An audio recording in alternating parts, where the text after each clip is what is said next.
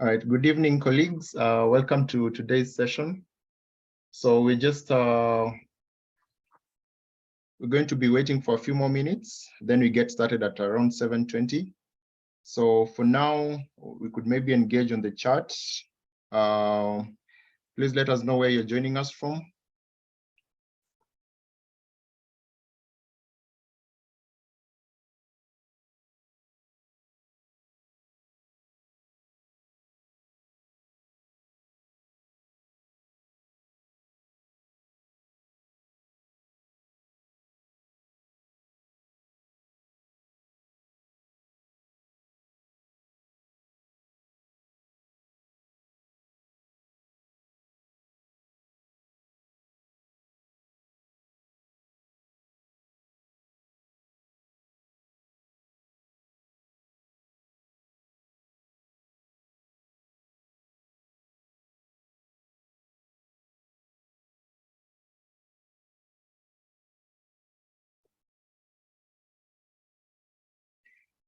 For those who've been posted, please type in where you've been posted. You could just type the name of the place.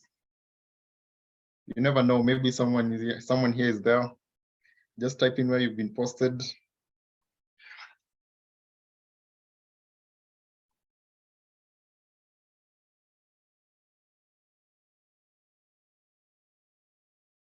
I'm not seeing any comments, so I just want to ask you if you can all hear me. You can confirm by posting where you've been posted.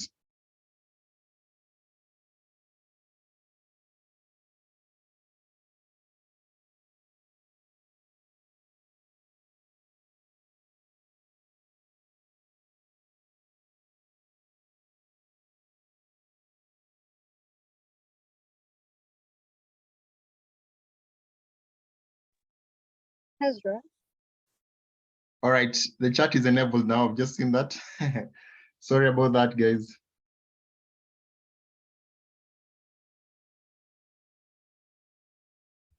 The chat is open now.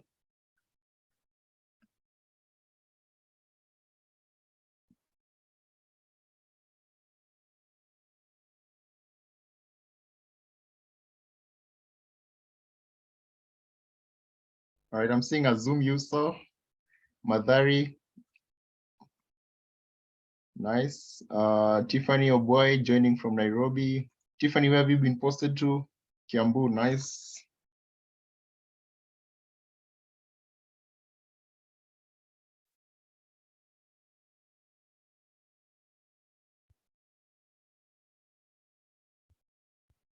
Anyone else? You've not been posted yet. Brand Kiprop, I see Dawa Limited. Nice. Nasra, Chuka Hospital, Ketmombo, Sikilifi, nice.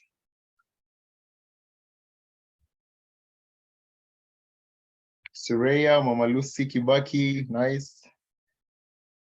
Okay, I'm seeing we have Zoom users, 2 of them. One was posted to Madhari, the other one Labendalide. Who's the Zoom user?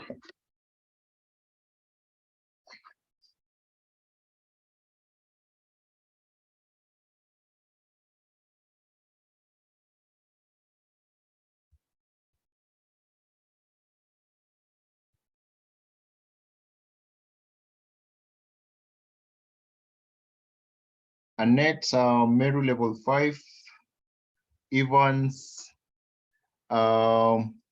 is it Apocare Pharmacy, GSK, and Tika level 5. Oh, okay. That's the list. Nice. Thank you for sharing, guys.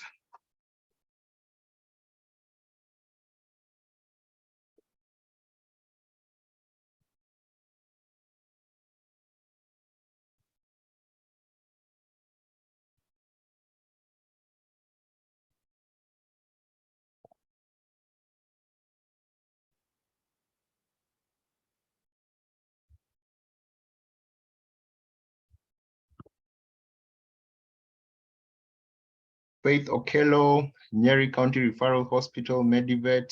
Nice. Thank you for sharing, Faith.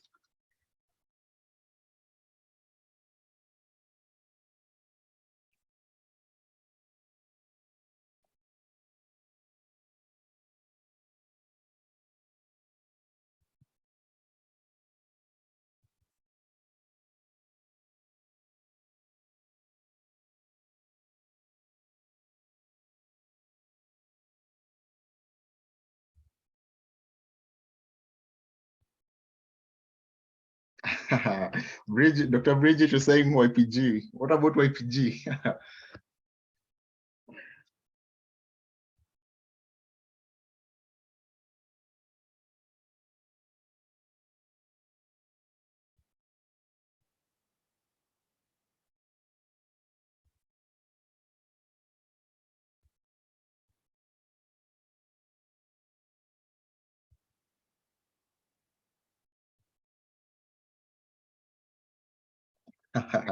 Okay, that's your posting here. You're welcome, you're welcome. Same to Anushree.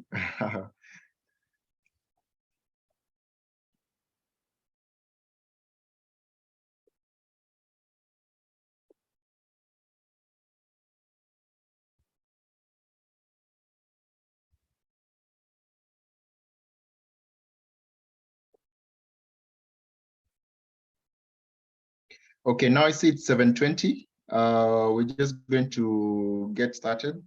The rest of the guys who will be joining will join us along the way. So welcome to today's session. So for today, we're going to be discussing on two main things, and that is the internship rotation areas, starting from the hospital, community, industry, primary healthcare center, and finally, we'll also have something on financial wellness. So for financial wellness, today we've invited Stanbic Bank, who will be sharing some few tips on financial wellness. So if you're in any group with other interns, please encourage them to join as we start. So at this juncture, I'd like to welcome Dr. Anushree Patel, who's just going to give a brief opening remarks before we move on to the next session. Good evening, everyone, and my heartiest congratulations to all the interns. You've been posted, and it's you're at the beginning of a new lap in your journey, and all the best. So before you depart on your internship, there are a couple of points we wanted to talk about, and one of them included your professional reputation and professional build. As you know that as you step into the working environment, it is drastically different from what you're going to be experiencing in university. And the title Doctor of Pharmacy is actually quite a heavy title, but you're going to have to earn it when you're out in the field. So there's some points that I want you to take note of. And I hope you implement these because it will actually help you build your professional reputation. And as you know, your professional reputation will be the first impression that you'll be giving out in the market over there. So some of these points have been recapped from yesterday's meeting, where the Dr. Lucas, the CEO of PSK, actually emphasized on some of these points, and some of them will be repeat, right? So the first one is time and respect. Kindly ensure that when you are, wherever you're posted, whichever company it is, whichever organization, kindly report on time. No one is going to tell you. Maybe a few of them will have strict regulations and time. Some of them will be lax, but they're not going to tell you that they're actually watching you and monitoring on whether you're reporting on time. And this eventually can affect whether, if there's a possibility of an opening of a job over there and you're not really on time, they're really not going to consider you. So please keep that in mind. The second one is respect. This one is, in general, respect all your caterers that you're working with, whether it's pharmacists, pharm techs, clinical officers, doctors, nurses, everyone.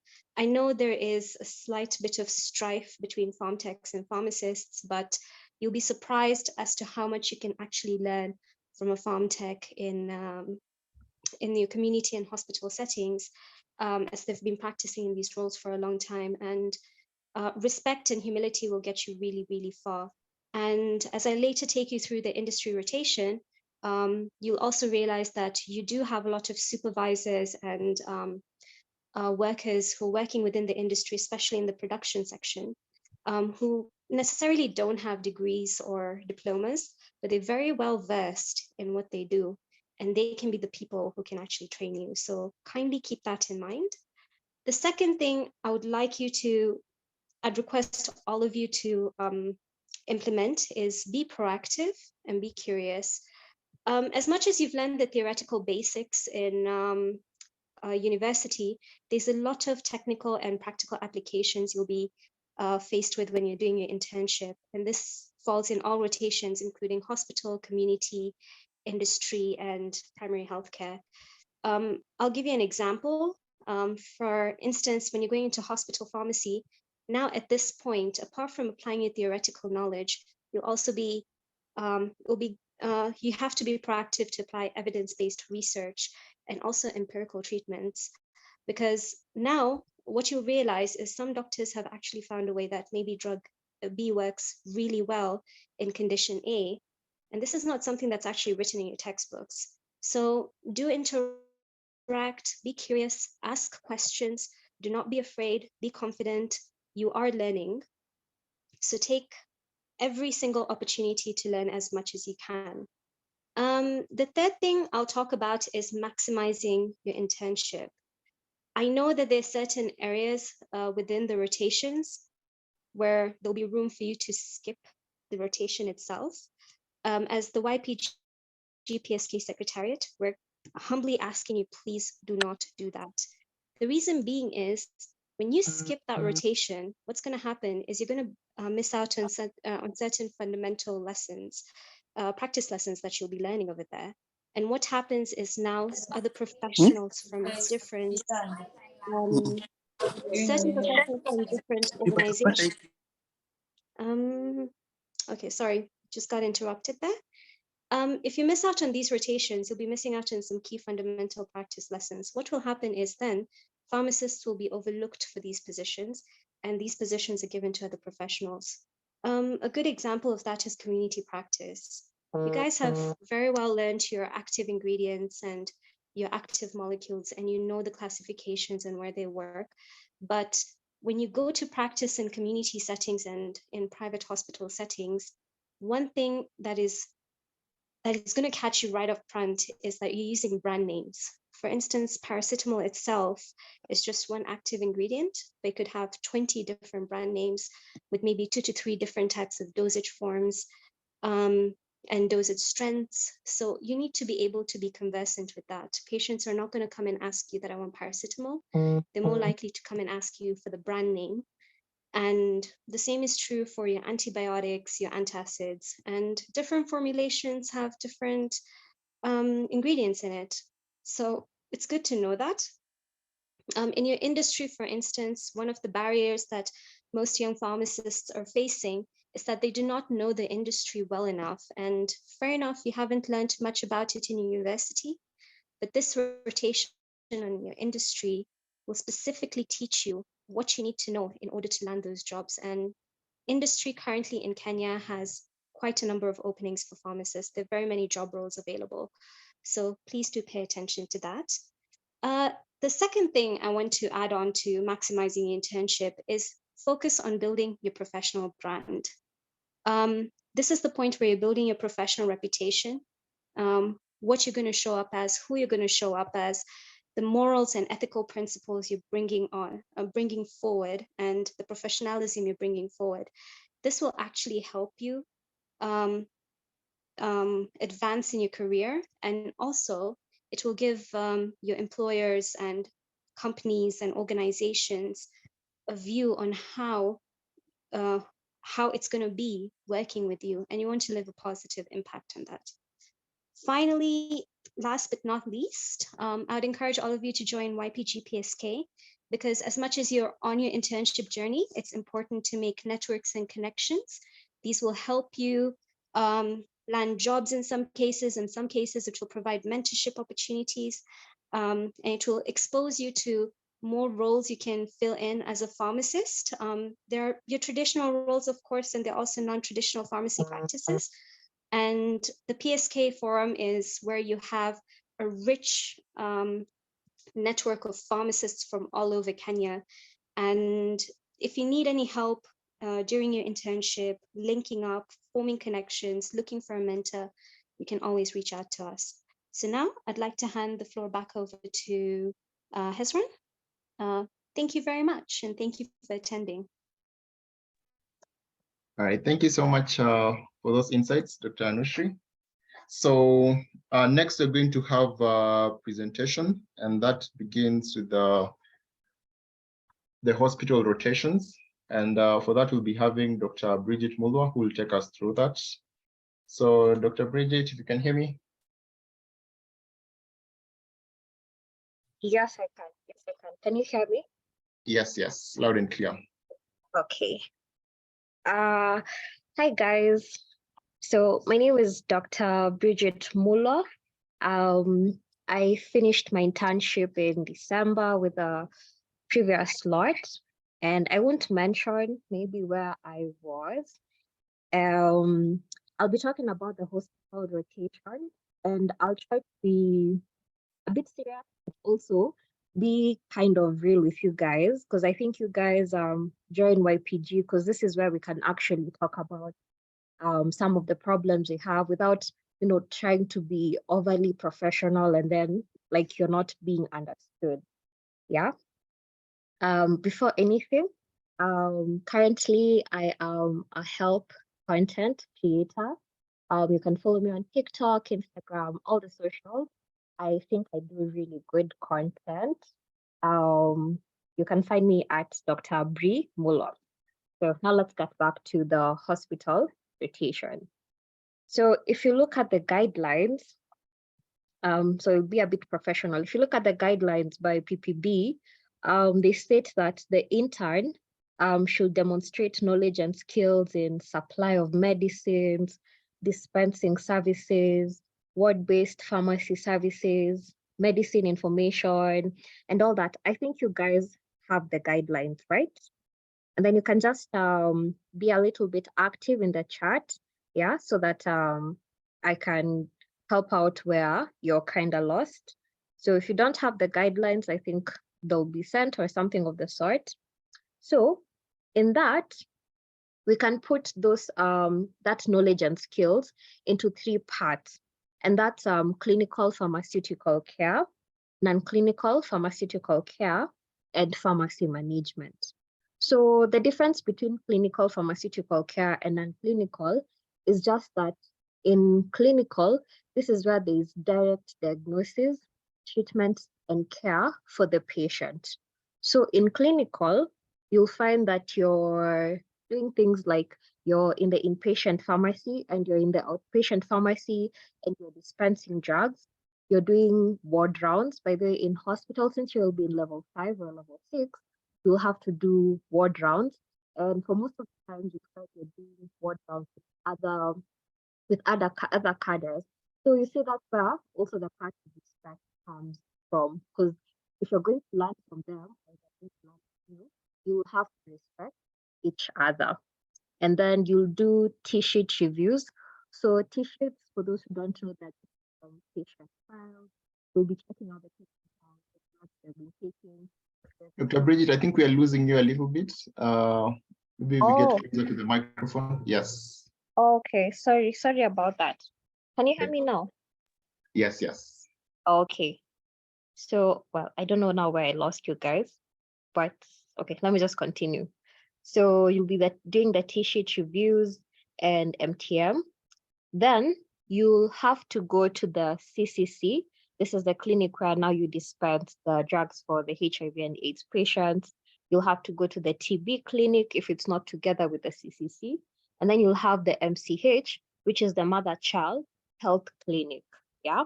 So some places, they make it mandatory for you to go through all these places. Some places they might forget, but if in the case that they do, make sure you make a point of going to also these clinics and learning, yeah? Then in the non-clinical pharmaceutical care, here you'll do things like compounding, you'll do patient education. So this is where kunywa hii dawa mara moja. Make sure you're not that person who tells the patient, kunywa dawa mara moja. You're not explaining like what time to take the drug, why you take the drug. Actually, a funny thing I found out where I was working, most of the patients didn't even know like what they were suffering from. So you're there like, hey, so daktari amekwambiaje? they're like, ameambia tu nikunywe hii dawa. And you're like, kwani hujauliza ni nini mbaya? They don't know. So also make it a point that you be the change that, probably needed there. Don't fall back to what everyone is doing. Make sure you be the pharmacist that we want to see. Yeah. Then you do pharmacovigilance, quality assurance. So in hospitals, you'll find that they also have SOPs. Then you do research and trainings. So in hospitals, you'll find that we have things called CMEs. So here it's basically where, like for example, what we'll do where I was, we'll go through maybe the guidelines, because the guidelines are constantly changing. So you go through the current guidelines and see what changes have been made in the guidelines. By the way, these drugs change very frequently. And if you find that you're not up to date with the guidelines, you might be in so much trouble. Then the last one is pharmacy management. So this might look like it's not important, but actually if you look at stage 2 exams, they do factor in the pharmacy management. So you might think things like inventory management, such as procurement, internal stock, disposal, commodity, or all those things. You might think they're not important, but now stage 2, they'll catch up with you. So be curious, ask them how they procure drugs. Do they get the drugs from KEMSA, or do they get from individuals? What's the process of them getting drugs from KEMSA or tenders from other people? Those are really important questions to find out, yeah? Then also reporting structures. So this is where you look at consumption reports of drugs. So you find out, okay, maybe in the year we consumed this amount of paracetamol. Is this how we've been consuming the drugs in the past years? Has the consumption increased or something of the sort? You might even find in a month a certain drug, like where I was working, at some point we noticed the maternity wing was using a lot of sodium bicarbonate. So they're like, hey, Connie, what's the problem? So, the first person who'll always be asked is the pharmacist. So you always have to be on toes for that. Yes. So so that's according to the guidelines. Now, personally, from my experience, what I can tell you is, first of all, you might not find all like the facilities everywhere. For example, it was a left hospital. We're losing you again, Doc. Oh, can you hear me now? Hello. Yes, now we can hear you. Oh, sorry. I think nationwide. But yeah. No, I think we still can't hear you very clearly. Oh gosh, I have no idea. And now? Yes, much better. Okay. So where I was, there was and he did have drugs. We all like my not Doc, I think we're still having a problem with hearing you clearly. okay. Give me a minute. I join maybe from my phone. Okay. Yeah. All right, guys. Meanwhile, that was Dr. Bridgit Mulwa. So if you have any questions regarding to hospital, wherever you've been posted, now this is the time where you could just type in your questions on the chat box and they'll be responded to. So as we wait for her, remember she said she does a lot of educative videos on TikTok and Instagram. You could check her page out, Dr. Bri Mulwa. I think for most of the pharmacists now, we've been seeing her posts regularly. So any questions from the floor as we wait for her?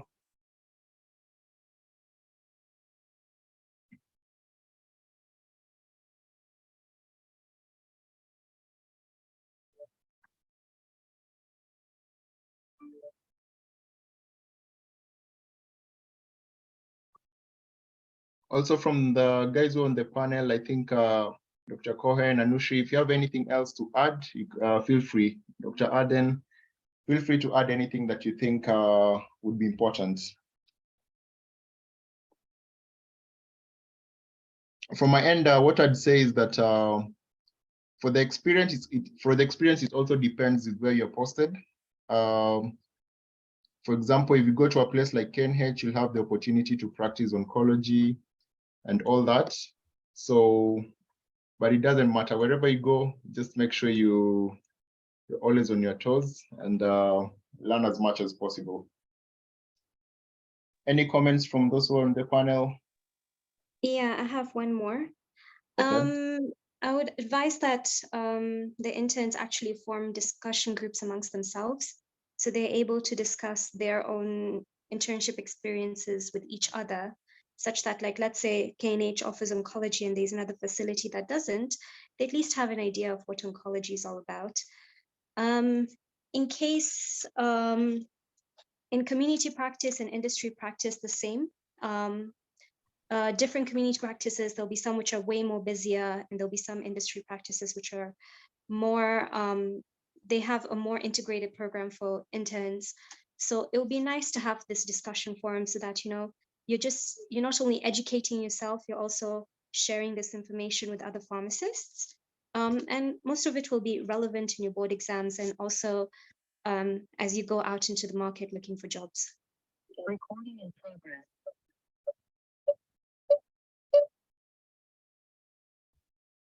All right, thank you so much, Anushree, for that. Bridgit, are you back?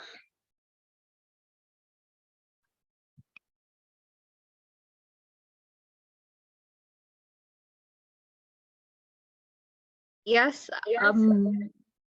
I'm back.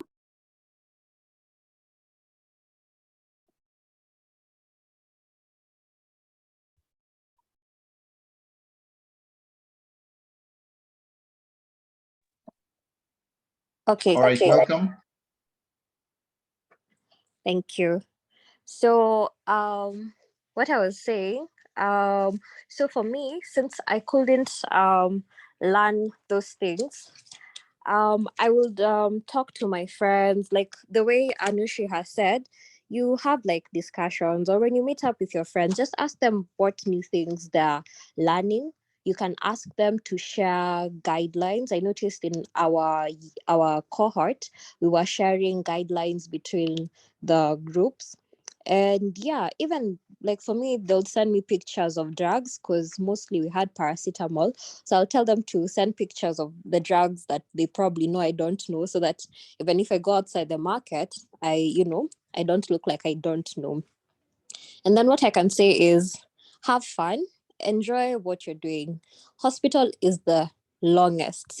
Those 6 months will look so long if you don't enjoy what you're doing. Then also as you're there, this is the year that you'll get to know if your preference is in industry or hospital. Okay, job ikikuja, you'll still, you'll probably still have to do the job, but you'll be able to know, okay, maybe I want to do my master's in oncology because I seem to kind of like oncology when I'm doing it here at hospital. So make sure you take time to learn those things, and also yourself be on your best behavior. Like, we can't really emphasize this that much. That's because where you are, your future employer might be there, or even your future employees might be there. So if they just see that you're not a person who's always on time, after internship you'll be probably looking for jobs. That's if you don't have a place to already go. So if they know this is your character, definitely they won't call you back for a job or something of the sort. So just be on time, do what you're supposed to do. Okay, at some point pia usiende overdo vitu because not one overdo, but just make sure you do what's required. Yeah. Then build your social capital. Like, the greatest wealth I think so far is your network. Your network is your net worth. So this is where you'll get to meet oncologists or things like that, not only for your career, but now as a doctor, let me tell you, your family sees you as a doctor. So anything they will call you they'll call you like, hey, do you know any oncologist? Do you know this? Kumbe, you didn't even make use of your time in hospital to, brush shoulders with the oncologist. There, at least you get their number in case of anything. So it's not only because of that, or even maybe if you have a question in future, you can always call and find out. Yeah. So I think that's probably what I can say for hospital. It's not so bad, but just make sure you make the most of it. Yeah. Thank you. Thank you for the new followers too. Appreciate it.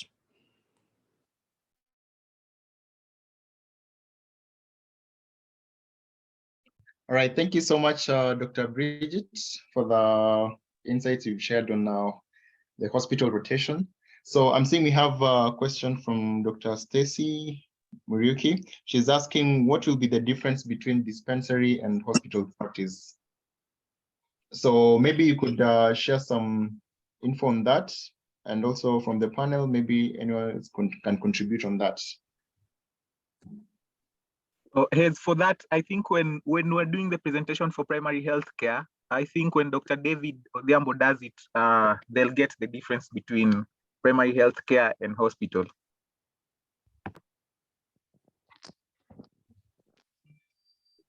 All right, so. But okay, do you have any other questions? So we're going to tackle that question. But remember, Dr. Bridgit, are you leaving early? Because remember you mentioned you'll be leaving early. So maybe you could just if you could share something on that in case you'll have to leave early. Okay. So they're asking the difference between hospital and dispensary, the primary healthcare. Okay, so hospital for internship, if I'm not wrong, you'll tend to be posted in a level 5 or level 6. I think least probably level 4, but mostly level 5, level 6. Yeah. So when you go to hospital, you'll actually find out each level of hospital, they have differences. There are like in, let's say like in level 1, there are drugs you'll find in level 1 hospitals, and from level 1, the level 1 drugs, you'll find them all the levels up above. But there's some of the drugs, like let's say level 2, you'll not find them in level 1. And also in terms of facilities. Yeah. Level 2 dispensary is basically a level 2 hospital. It's a dispensary. It's pretty small. So that's where you find primary health care is going on. So here you have things like counseling. You just prescribe simple drugs like paracetamol and things like that. You won't find burn patients in level 2 hospitals. So just think about it as the hospital, it's like advanced, but level 2 hospital, it's just primary health care. You do maybe advice, maybe on family planning, although Kenya ni kama tujafika hapo sawa, but you just basically advise the patients on simple diseases and simple drugs. I hope that answers the question. Or anyone who would like to add from the panelists? Okay, can you guys hear me? Yes, we Oh. can. Very loud and clear. Okay. Yeah. So I don't know, has the question been answered well, the one who was asking? All right, thank you, Bridget. I think in case not, we'll be having a presentation on primary healthcare center that will be coming in after. So if in case it's not answered well, but I'm sure you've done it well. From the comments I see, yeah, thanks. All right. Then so in next, the Q&A, someone has also asked a question. I don't know whether I should be the one to answer this. Eunice is asking, could someone please do a brief overview of what the internship entails? Okay, so I think for that, maybe you could share something on that, but then also anyone on the panel, if it's Anushree, Aden, you could also give some information on that also. But yeah, I see also Dr. Aden is typing a response for that. But Bridget, if you have any comment on that, you could just mention it. So okay. meanwhile, yeah, thank you. I don't know whether she meant internship in general or hospital internship per se. Because if it's just internship in general, you just have to do industry, community pharmacy, hospital, and hospital 4 months, and then 2 months in the dispensary. That's just basically it. That's what the internship entailed. Nothing much, nothing more added. But if you want to go in deep into what each place you're supposed to do, the guidelines by PPB, they entail like hospital, this is what you're supposed to learn. Industry, this is what you're supposed to learn. So the guidelines should be readily available, but I think either Cohen or Hez or anyone in the YPG can share it in the group in case you feel like you don't have it. Yeah. All right, thank you so much, Dr. Bridget, for the insights you've shared. So if we'll have any other questions, we'll let you know. So for now, we're going to move into a session that is quite different from the normal rotations. And we're going to have a session on financial wellness. And that is going to be done by our colleagues who will be joining us. And that is Martin and Samuel. So I'd like to open the floor to Samuel. Samuel, if you can hear me. I can hear you loud and clear. I hope you can hear me. Yes, loud and clear. Thank you. The floor is yours. I don't know if you'd like me to share the slides or you'll be able to share on your end. I'll be able to do so. And Okay. I think as soon as you give me the go ahead, I guess I'll help us to now shift gears from the medical field to investments. Yes. I think you're good to go. All right, thank you very much. I want to take a quick second just to switch on my video so that guys can know who they are talking to. Just a moment. Are you able to help me to at least project my video? That way everyone can be able to see me for 2 seconds. It helps sometimes to see the face behind the face behind the voice. I don't know if the attendees can see. I have tried. It's telling me the host has a... Just a minute. Let me just fix that. Otherwise, as the video is being set up so that I'm able to introduce myself fully, I can see we are 82 people on the call. And indeed, it's such a privilege to be amongst the brightest minds in Kenya who are just about to be unleashed to the hospitals out here. For me, I think I take this as a huge privilege because I'm among the people who struggles a lot when I go to hospitals and to pharmacies. And I am happy. I'm hoping out of this meeting today, I'll get a name or two that the next time I happen to find myself bombarded by a prescription, I can call. I actually had a secret question to ask whether part of the coaching that you guys have is you're coached to make sure that anytime you're writing prescriptions, you write them in a language we can never ever be able to understand. I have never been able to understand a prescription. I just carry it and take it to the pharmacy, and then I give them, and they just this one, pay 2,000 shillings, and there you are. Otherwise, thank you very much for allowing us to join you guys for today's call. We have no intention of keeping you for very long. We also have no intention of making this another long lecture of financial terminologies and complicated mathematics, though I am very glad that I'm with very sharp minds. So I'm sure if I start doing mathematics here, you will even help me and correct where I'm going wrong. But otherwise, today is more just a conversation to help you to be able to plan when it comes to finances. And I came together with a colleague of mine. His name is Martin. I will give him a chance to quickly introduce himself as I prepare to now project the slides. You let me know as soon as you're able to see them. Martin? Good evening, everyone. Like Samuel has pointed out, my name is Martin Masara. We work together with the Samuel, and also we have our team among the audience.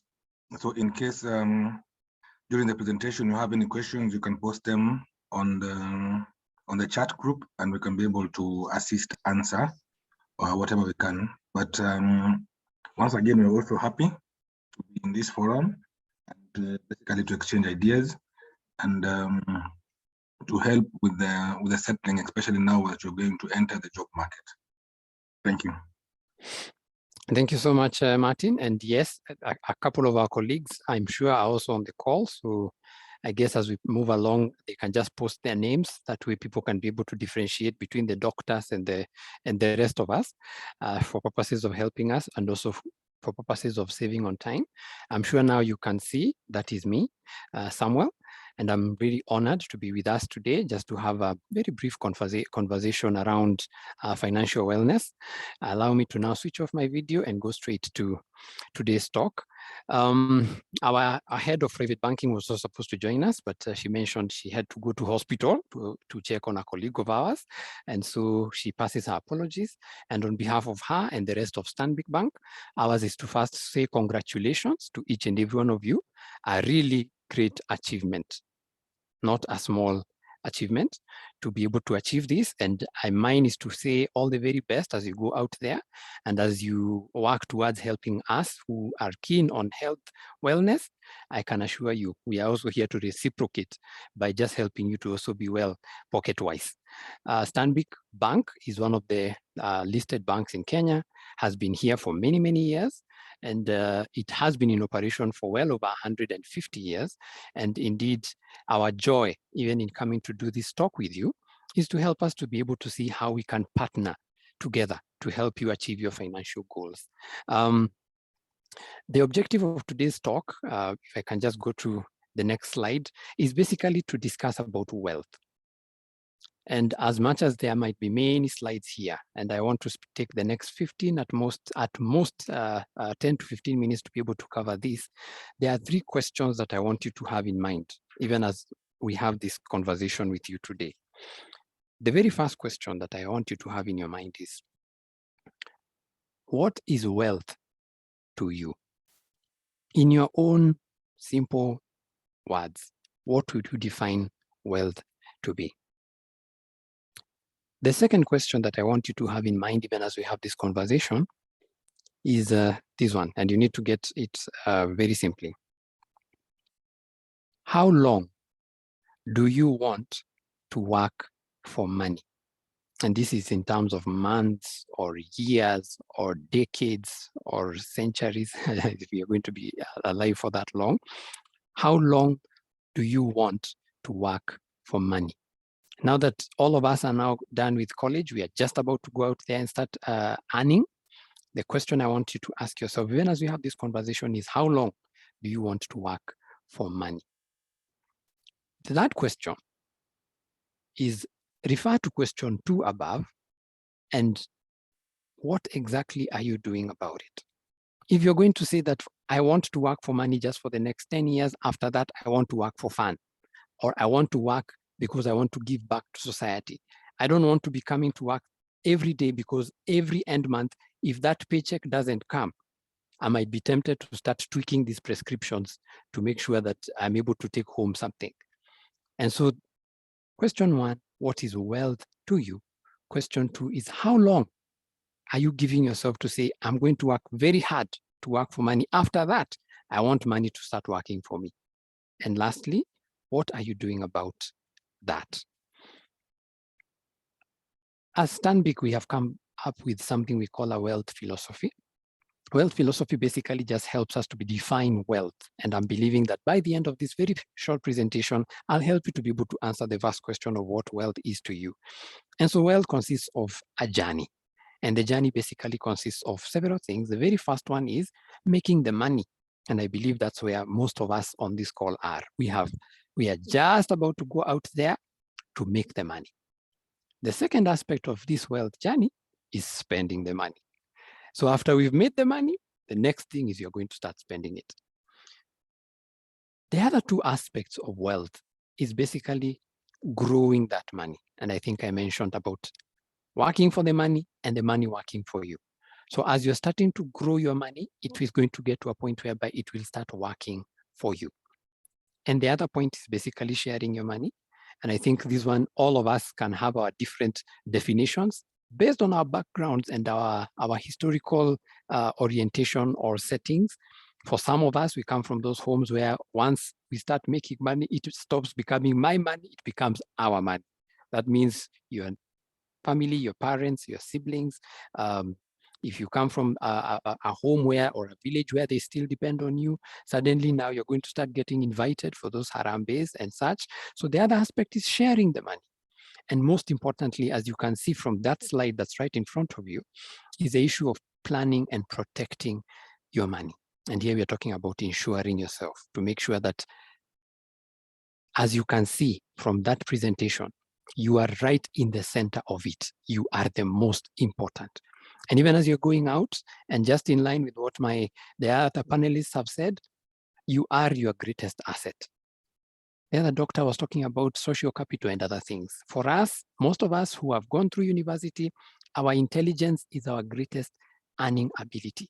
So you are your greatest asset. So you are right in the center of this wealth journey. And so today we want to discuss very briefly about how you're going to make the money, how you're going to spend it, how you're going to grow it, and lastly, how you're going to be able to share that money. And right in line with that issue of the wealth philosophy, all we are talking about is, when we are talking about making the money, most of us, we look at various categories, but for most of us who are just about to graduate or finish studying, we belong to what we call self-employed professional. You are a professional, but what you do every day is able to help you to be able to earn money. When it comes to spending the money, the big question we are asking ourselves is, how do we maintain a lifestyle? And how do we achieve our family goals?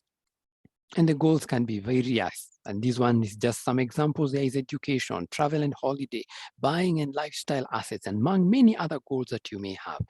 How are you going to be able to spend that money the moment you've been able to earn it?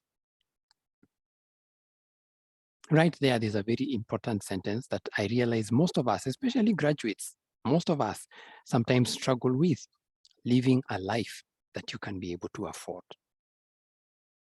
Next is the issue of growing your money. And all we're talking about is thinking about putting aside something, and we'll be looking at that shortly, and being able to invest it so that it's able to multiply and grow and help you to be able to get to the next level. And lastly, and I know many times we are told, people like you who are going into the medical profession, your life is all about taking care of people's lives.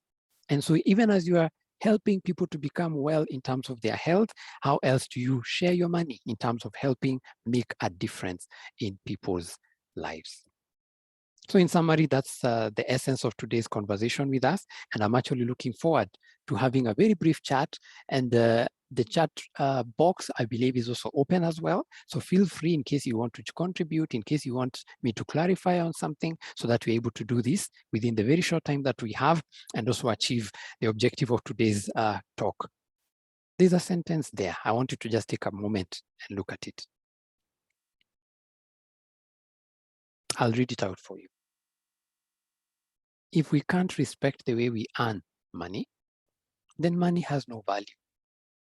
If we can't use it to make life better for our families and our loved ones, then money has no purpose. So my challenge to each and every one of you, just as you're about to go out there and start earning, it's really important that you define a purpose for what you're going to do with your money. Very, very important. Even before you get to see your very, very first paycheck, it's critical that you define a purpose for what that money is going to do for you. I remember myself when I was finishing university just a few years ago in 2005. Let's not ask where we were around that time.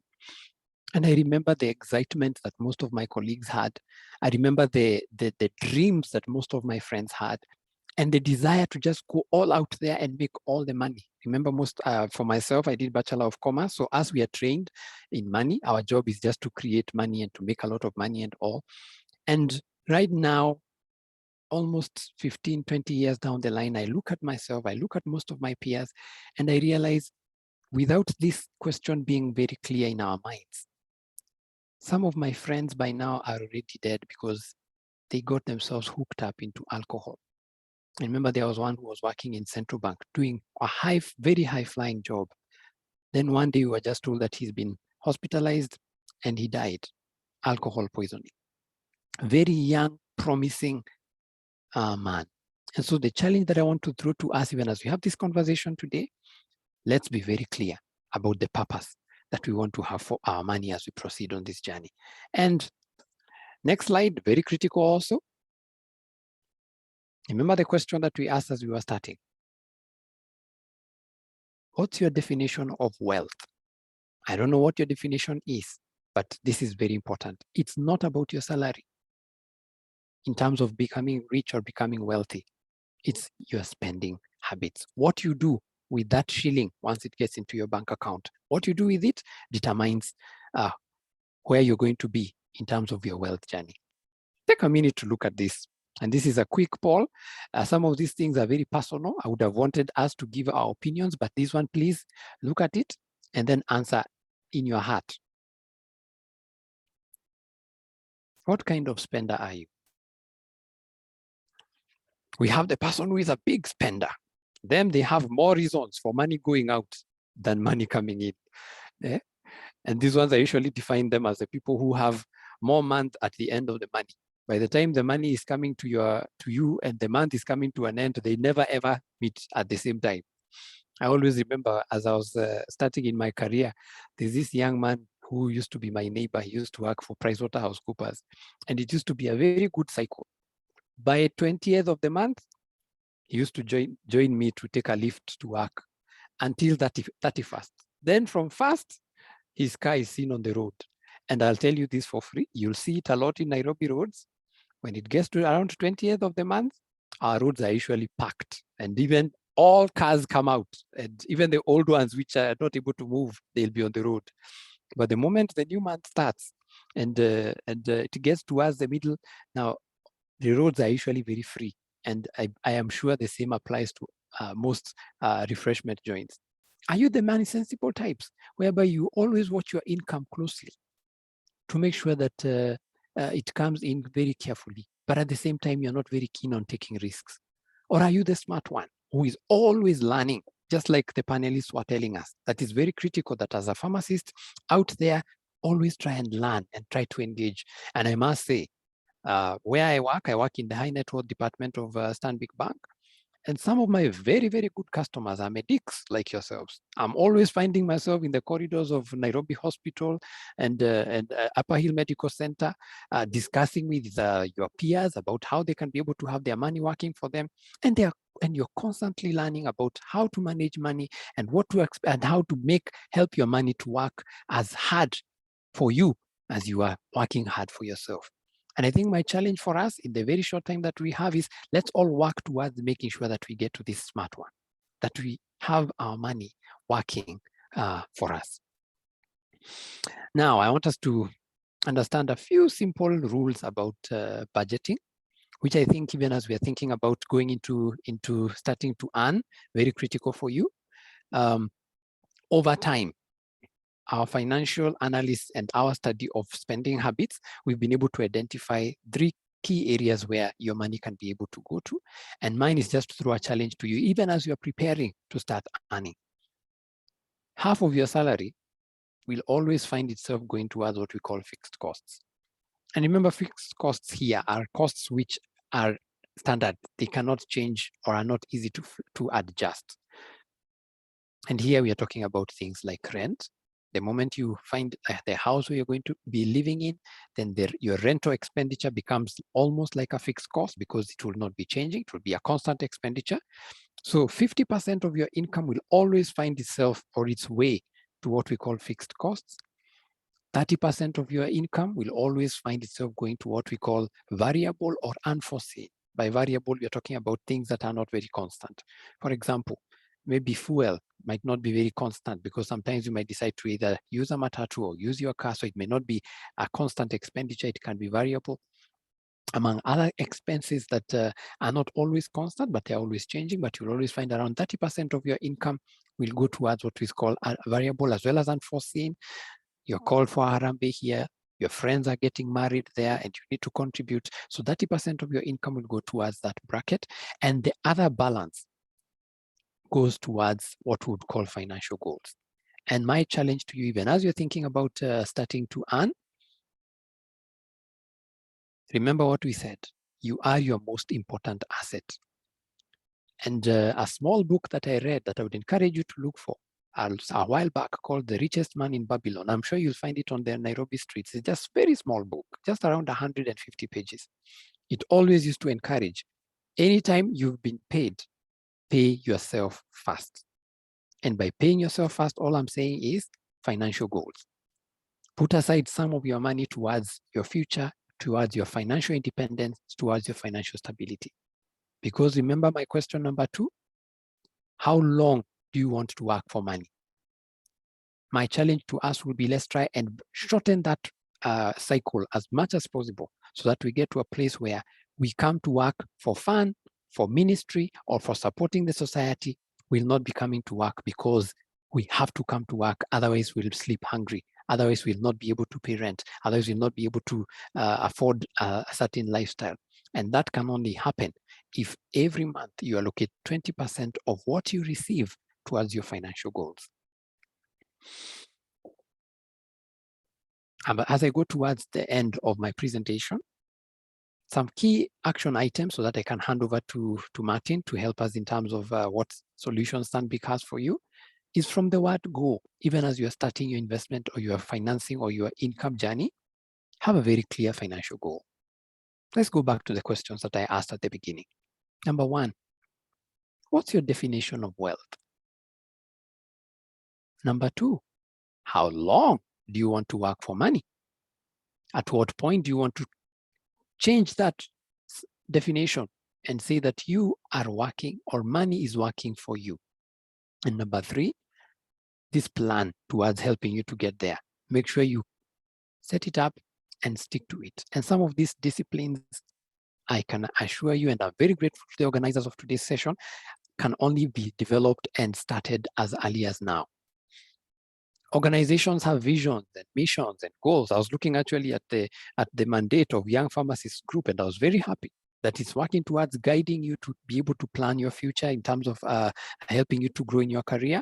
So then as an individual, very critical that you have very clear goals. And lastly, your bigger picture should always be attaining financial independence, part of your definition of wealth, so that you will have your money working very hard for you as much as you'll be working hard for it.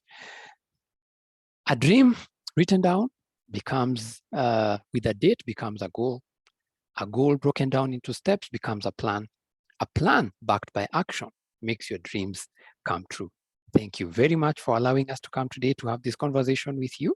I want to invite Martin to take us through the next very brief session, and also feel free to just have any questions and answers. I'll get back to you at the end of the presentation. Over to you, Martin. Okay, thank you very much, Samuel, for that enlightening information. Like he has pointed out, it will not be proper to talk about financial wellness and not offer some type of solutions that we have as Stanbic Bank. So I'll just do a very brief presentation on some of the products that we have that we think can add value to you as you start this journey and as you continue making your financial plans over the years. What we consider ourselves to be a Stanbic Bank is our relationship bank. So we believe in going through this journey with the individuals from beginning. So like they say nowadays, mapema is best. So from the beginning, we start growing with you. So we understand you from this level of you finished campus, you're going for internship. After that, you'll be posted somewhere. Then as you continue slowly with the financial literacy and plans to continue growing. All of us are optimistic that as you progress, things change. You buy a car, for example, you'd want to buy a plot to build, or you want to build a house. You still have your business maybe on the side that you want to finance with working capital. So all these things, we bring them together and we progress with the individuals step by step as they continue growing. So let me kindly briefly share what we have so that at least we can have an understanding or an idea of what we're talking about.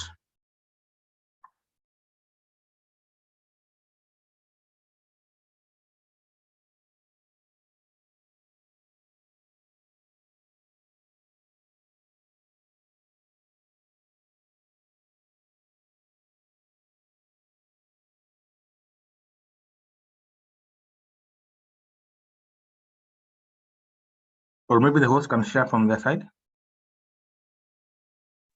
All right, yeah.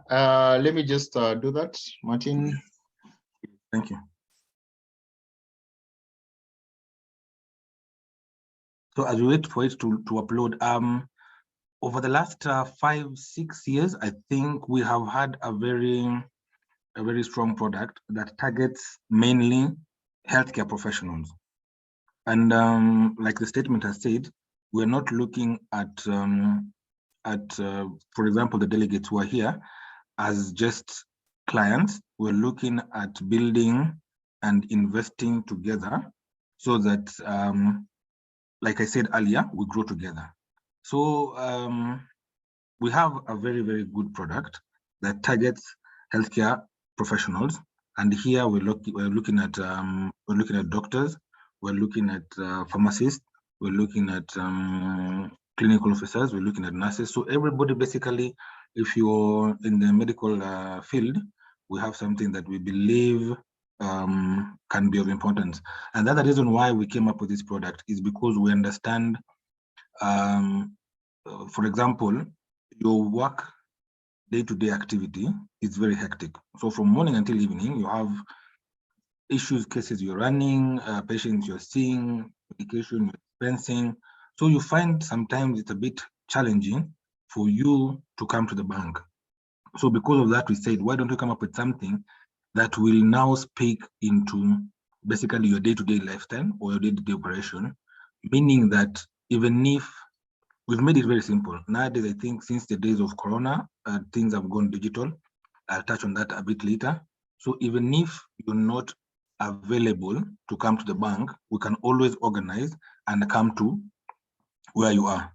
So that ensures that you don't have to plan and say, maybe, for example, on a Friday afternoon, I have 1 or 2, 3 things I need to follow up on. It could be something as simple as your mobile banking is not okay, or internet banking, or you want to discuss an investment option. You're thinking about either borrowing or investing in some product. So we make it very convenient and very personalized for the doctor or the healthcare professional. So in brief, I think we have. You can move to the next slide. All right. Yeah, so basically this is what we're looking at: investment, growth, health, of course, individual banking, and efficiency and accessibility, like I've said, and of course, time. Time nowadays is the most important factor or resource that needs to be taken into consideration when doing some of this planning. You can move to slide number 3.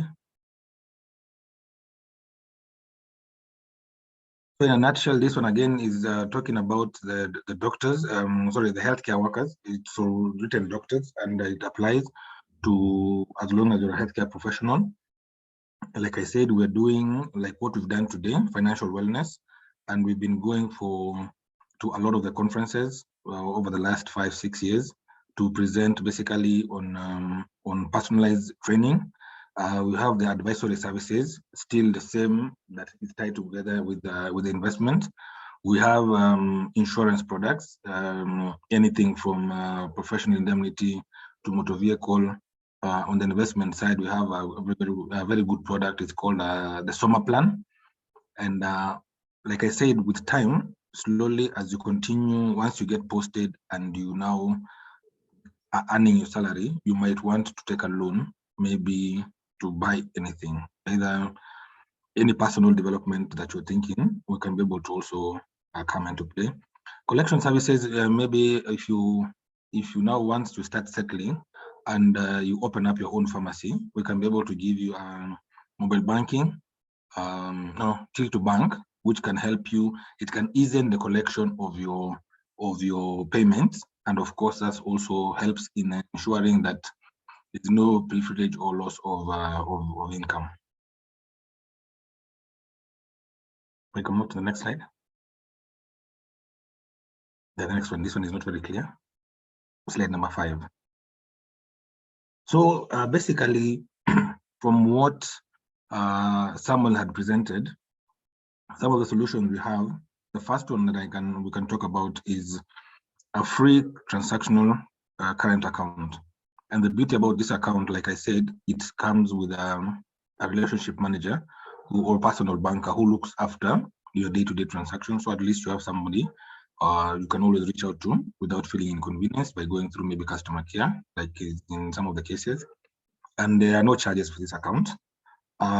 With time, as we continue growing, we can also have unsecured loans up to 4 million. And the digital part is you can access this loan from the comfort of your phone. And here we're looking at both the unsecured loan and something called the cash advance. Cash advance is a short one for maybe like a month. And the amount of course, again, is small, but it's very convenient. It comes in handy. And then the 4 million is now a longer term loan for 5 years. With time, as you continue again progressing, of course, we'll be more than willing to partner on property financing. Again, we have asset financing if you're thinking about buying a car to ease your mobility once things have settled.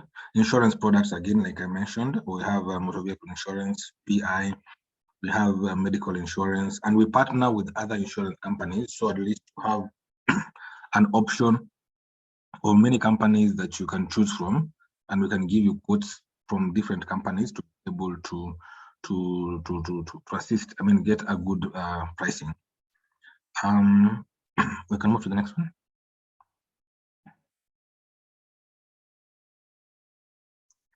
Yes, so again, financial management training. This now, once, like we've said, we need that independence. Most of us, even if you get employed over time, I think you also, like Kenyans, we're known to be very enterprising. You might be able to want to set up your own business, and we can come in handy to assist on that particular arena. We also have something very interesting, and I'm sure maybe most of you have seen it on YouTube, and sometimes it has been shared widely, even sometimes on TV. Our Dada account for all the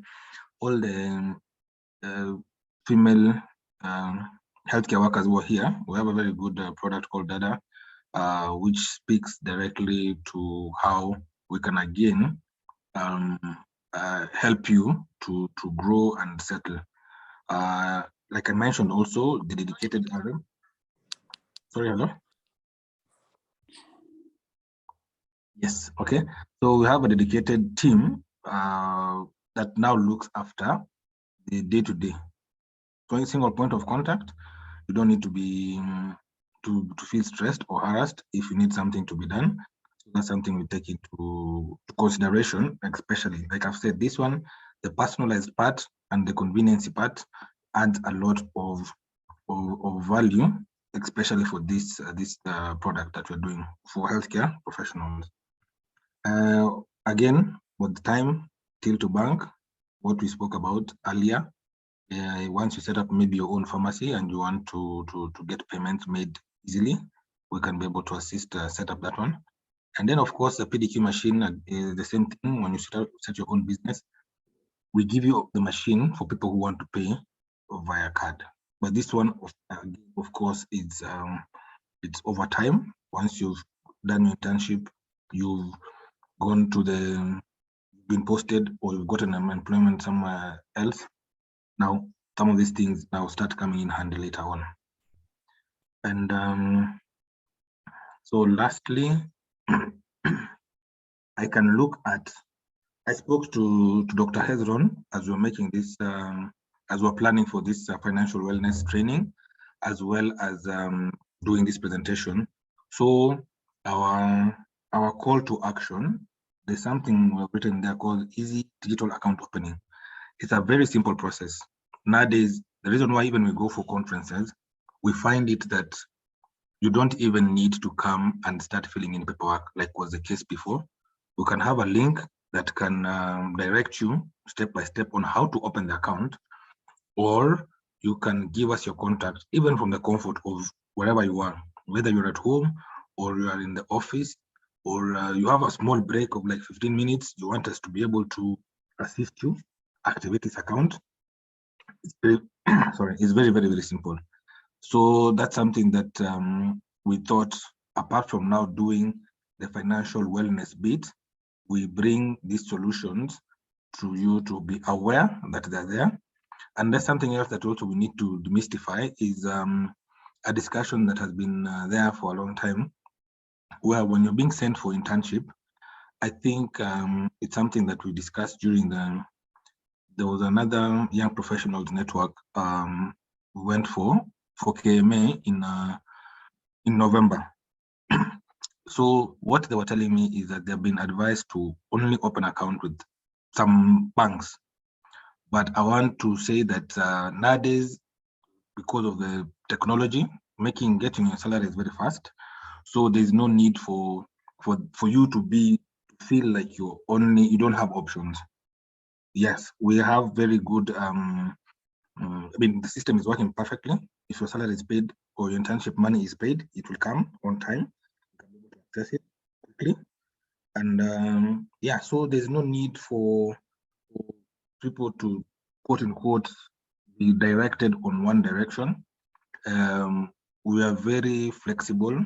We hold customer service to be very key for us, so that we ensure that you feel seamless banking when it comes to your day-to-day financial transaction. And lastly, I believe we discussed with Dr. Hezron to share something on Google. I think where anyone who's interested opening an account, and like I've said, it's a very, very, very easy process. You can be able to just put your name and number, any of the team, we can be able to reach out to you, I think maybe from tomorrow, and take you through it. So what I can basically say is would want to partner with you in this journey of financial wellness and grow with you, starting from now when you're going to the internship for the internship program, and continue growing with you even after you've left and you are now employed and now you want to start your own business. With those few remarks, I think we can invite any questions on how we can be able to help each other. Thank you. Right. Thank you so much, Martin. I'm seeing Samuel has been responding to some questions on the chat. Maybe Samuel, if you have any specific one that you'd like to share on the mic, you can go ahead. Thank you so much, Dr. Hezron. And once more, we are sincerely grateful for being accorded the time to have this conversation with each and every one of you. Thank you for your patience. And I noted the key question, which I guess is a very underlying question for most people in the health industry. The nature of your jobs is very, very demanding. That means you might not be able to have a side hustle, a taxi somewhere that you're running around to monitor, whether it is operating a chicken business in the village where you are always going up country to check whether the chickens are doing well and such. And you are where you are, you want to be able to have your salary working for you, and you're thinking about passive income solutions. In Stanbic, we have several of that. And as I mentioned earlier, we've been working very well with medical professionals in terms of helping them to come up with passive income solutions. And the key ones, which I wanted to highlight just for today, is that you can take advantage of some of the treasury bills the government is offering, and Stanbic will help you to be able to do that. You don't necessarily have to go all the way to central bank and fill up all the paperwork. Once your account is set up, you have your 100,000, and whichever amount that you have, let us know. We'll help you to be able to invest, make between 9 and 10.3% right now on treasury bills. You can also, through us, invest in treasury bonds. And once you buy a treasury bond, you are home and dry. You can make up to 14% tax-free return on your investment with relatively low risk and assurance of getting your money back once the treasury bond matures. And with as little as 100,000 shillings, you are set to go, and we'll help you to be able to get onto that journey. And that would very much be a passive income solution that can help you. I've seen some of my doctor clients who are already at a point whereby they have been able to build a basket that helps them every other month. Is an income that comes into their account from their bond investments that are helping them in terms of their practice, as well as cushioning their expenditures, even as they're doing their day-to-day work. So passive income solutions we do have, and I'm sure as we have this much more of these conversations, we'll be able to help you to grow towards helping yourself to become financially independent. That's what I wanted to really highlight. And Martin, there's also a question there about whether we are on the panel, and I'm sure you and Hezron can respond to that question as well from Stacy. Thank you once more. Mwangi, before you leave, go ahead. I believe the mainstream, Kenya is quite a cosmopolitan country. Correct. And the mainstream right now, by population, the Christian population is quite big. What offer package do you have for the few Muslim, interns who are supposed to join, and that is interest free, that is workable, That's a very good question, and I'm very interested in helping you to be able to get an answer to that. And just in line with what Martin mentioned, at Stanbic we do work very hard to come up with the solutions that can be able to be very bespoke in terms of meeting our investment, our client needs. Right now, we have a product for ladies specifically. I do know that there has been discussions, especially in terms of the fixed income, to come up with a product that will be able to take care of those who are very keen on interest solutions or products. That hasn't been finalized yet. The last time I think I had seen it, they're called, I'm trying to remember the name. They have a very special name. Some bonds that don't talk about interest, but still give a return. We were hoping that we'll be able to have them in the market, but we haven't finalized. Maybe what I could do is just in line with that particular question, allow me to go back and try and refer and see whether we've been able to have them released. They're called Sukuk bonds. Yes, I remember the name.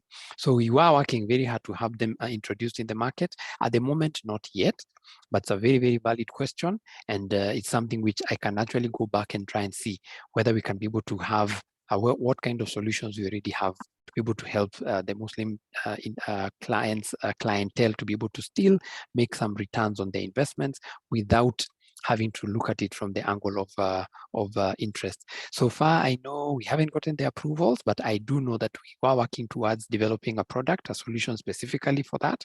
And I'll just go back and try and see where we are in terms of the approvals and whether soon we are going to be able to have it in the market and available for you. But very valid question. I have noted it down. All right, thank you so much, Samuel. Aden, I hope your question has been answered. So very quickly, we'll just have some feedback from Martin on whether you have, there's a question from Stacy that is on, do you have a rewards card or scheme? And then there's another one on, please elaborate more on offshore banking. So as you do that, for those who've joined us, on the chat box, I've just shared 2 links, and one is on easy digital account opening, and that's the one that Martin has just shared. about how you could open your account from wherever you are. And then secondly, for those who are interested in getting onboarded into this digital account opening, you can also just sign up, and then they'll be able to contact you on the form that is just shared on the chat. So Martin, you could go ahead. Okay, yes, thank you, Stacey. So on the rewards part for the card, there's something I know we're revamping this year. We're in the process of signing different schemes to upgrade the card. So I will have to get back to you because we've not finished all the contracts to know exactly which outlets we can. I know there are several which are running at the moment. So it's just a matter of us finalizing on the contract bit. Then we can be able to at least advise. But I know there's something in the pipeline. So within, I think this quarter, if I'm not wrong, we'll be having some good reward schemes for usage of our card, either the debit card or the credit card. On the offshore banking basically is we have a Standard Bank, like Samuel mentioned. Our parent company is in South Africa, but we are spread across the world in different places. Now, like Isle of Man and Jersey is where we do our offshore banking, and basically offshore banking is like the name suggests, is you having an account that is not local.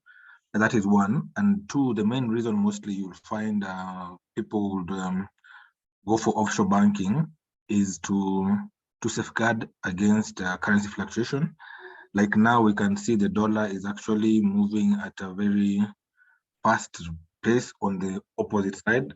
Like I think yesterday or no, last week or today in the morning, so at about 129.5. And this is something that was earlier a few years back at 100 shillings. So again, those are some of the advantages that you can get in having an offshore account. The details on the nitty-gritty on how to go about it is something that you can also share as we try to onboard. And then there's something else I think I've seen, Stacey, you asked also, is Stanbic on the panel of allowed banks to register with? Yes, we are. I think that is what I was talking about earlier, to demystify that notion that there's a panel, because what we know is you open an account and you will receive your money. That is very simple. And I'm talking with confidence because it is happening with so many doctors. Like I said, we've done this for the last 5-6 years. So they've opened an account, they're working for the county government, they're working for the Ministry of Health, and they're receiving the salaries just like any other person.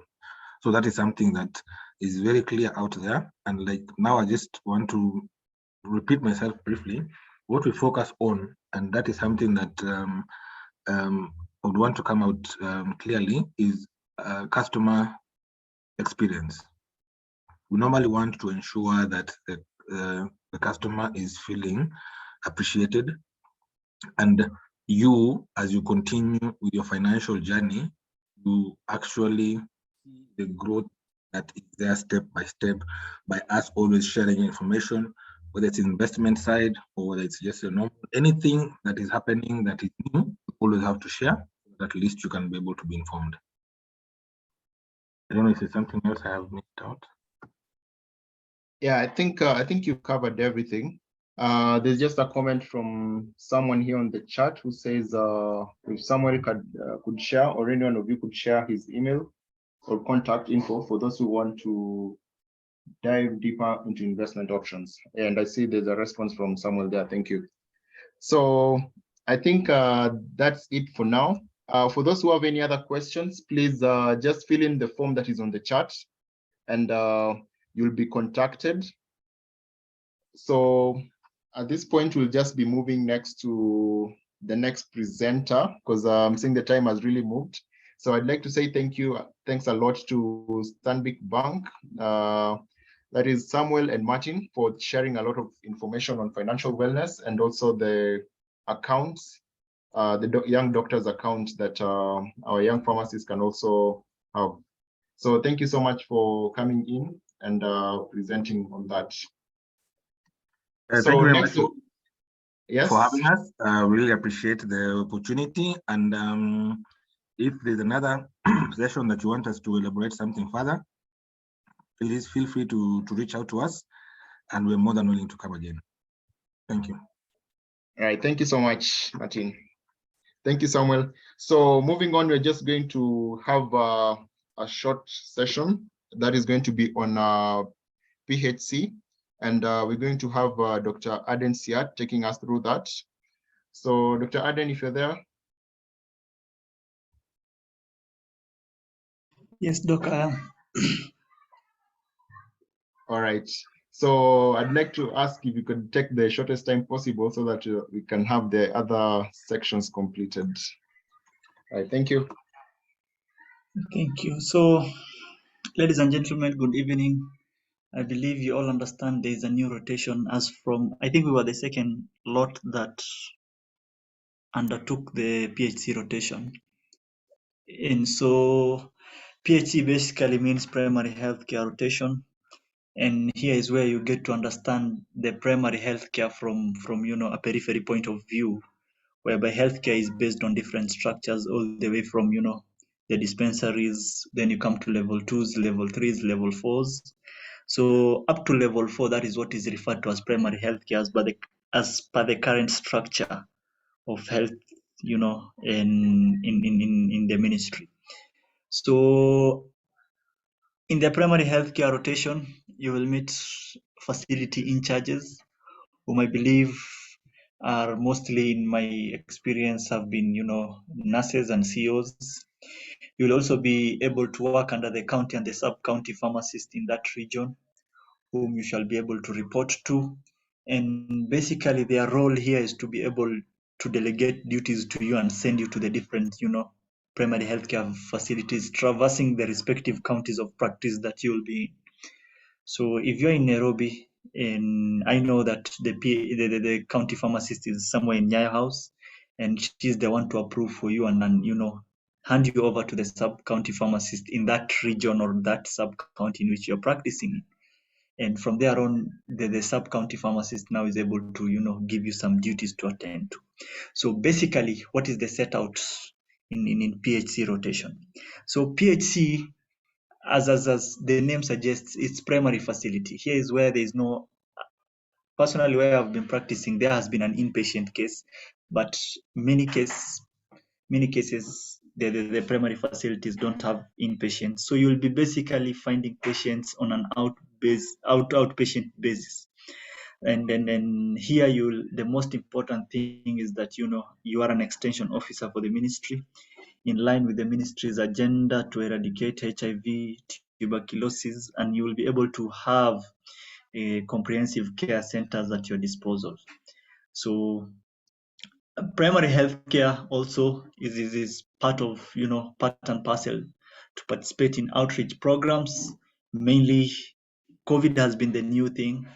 Right now cholera is going on, but in my case we used to go for family planning sensations as far as outreaches were concerned. And you shall also educate the community about antibiotic misuse at times when need be.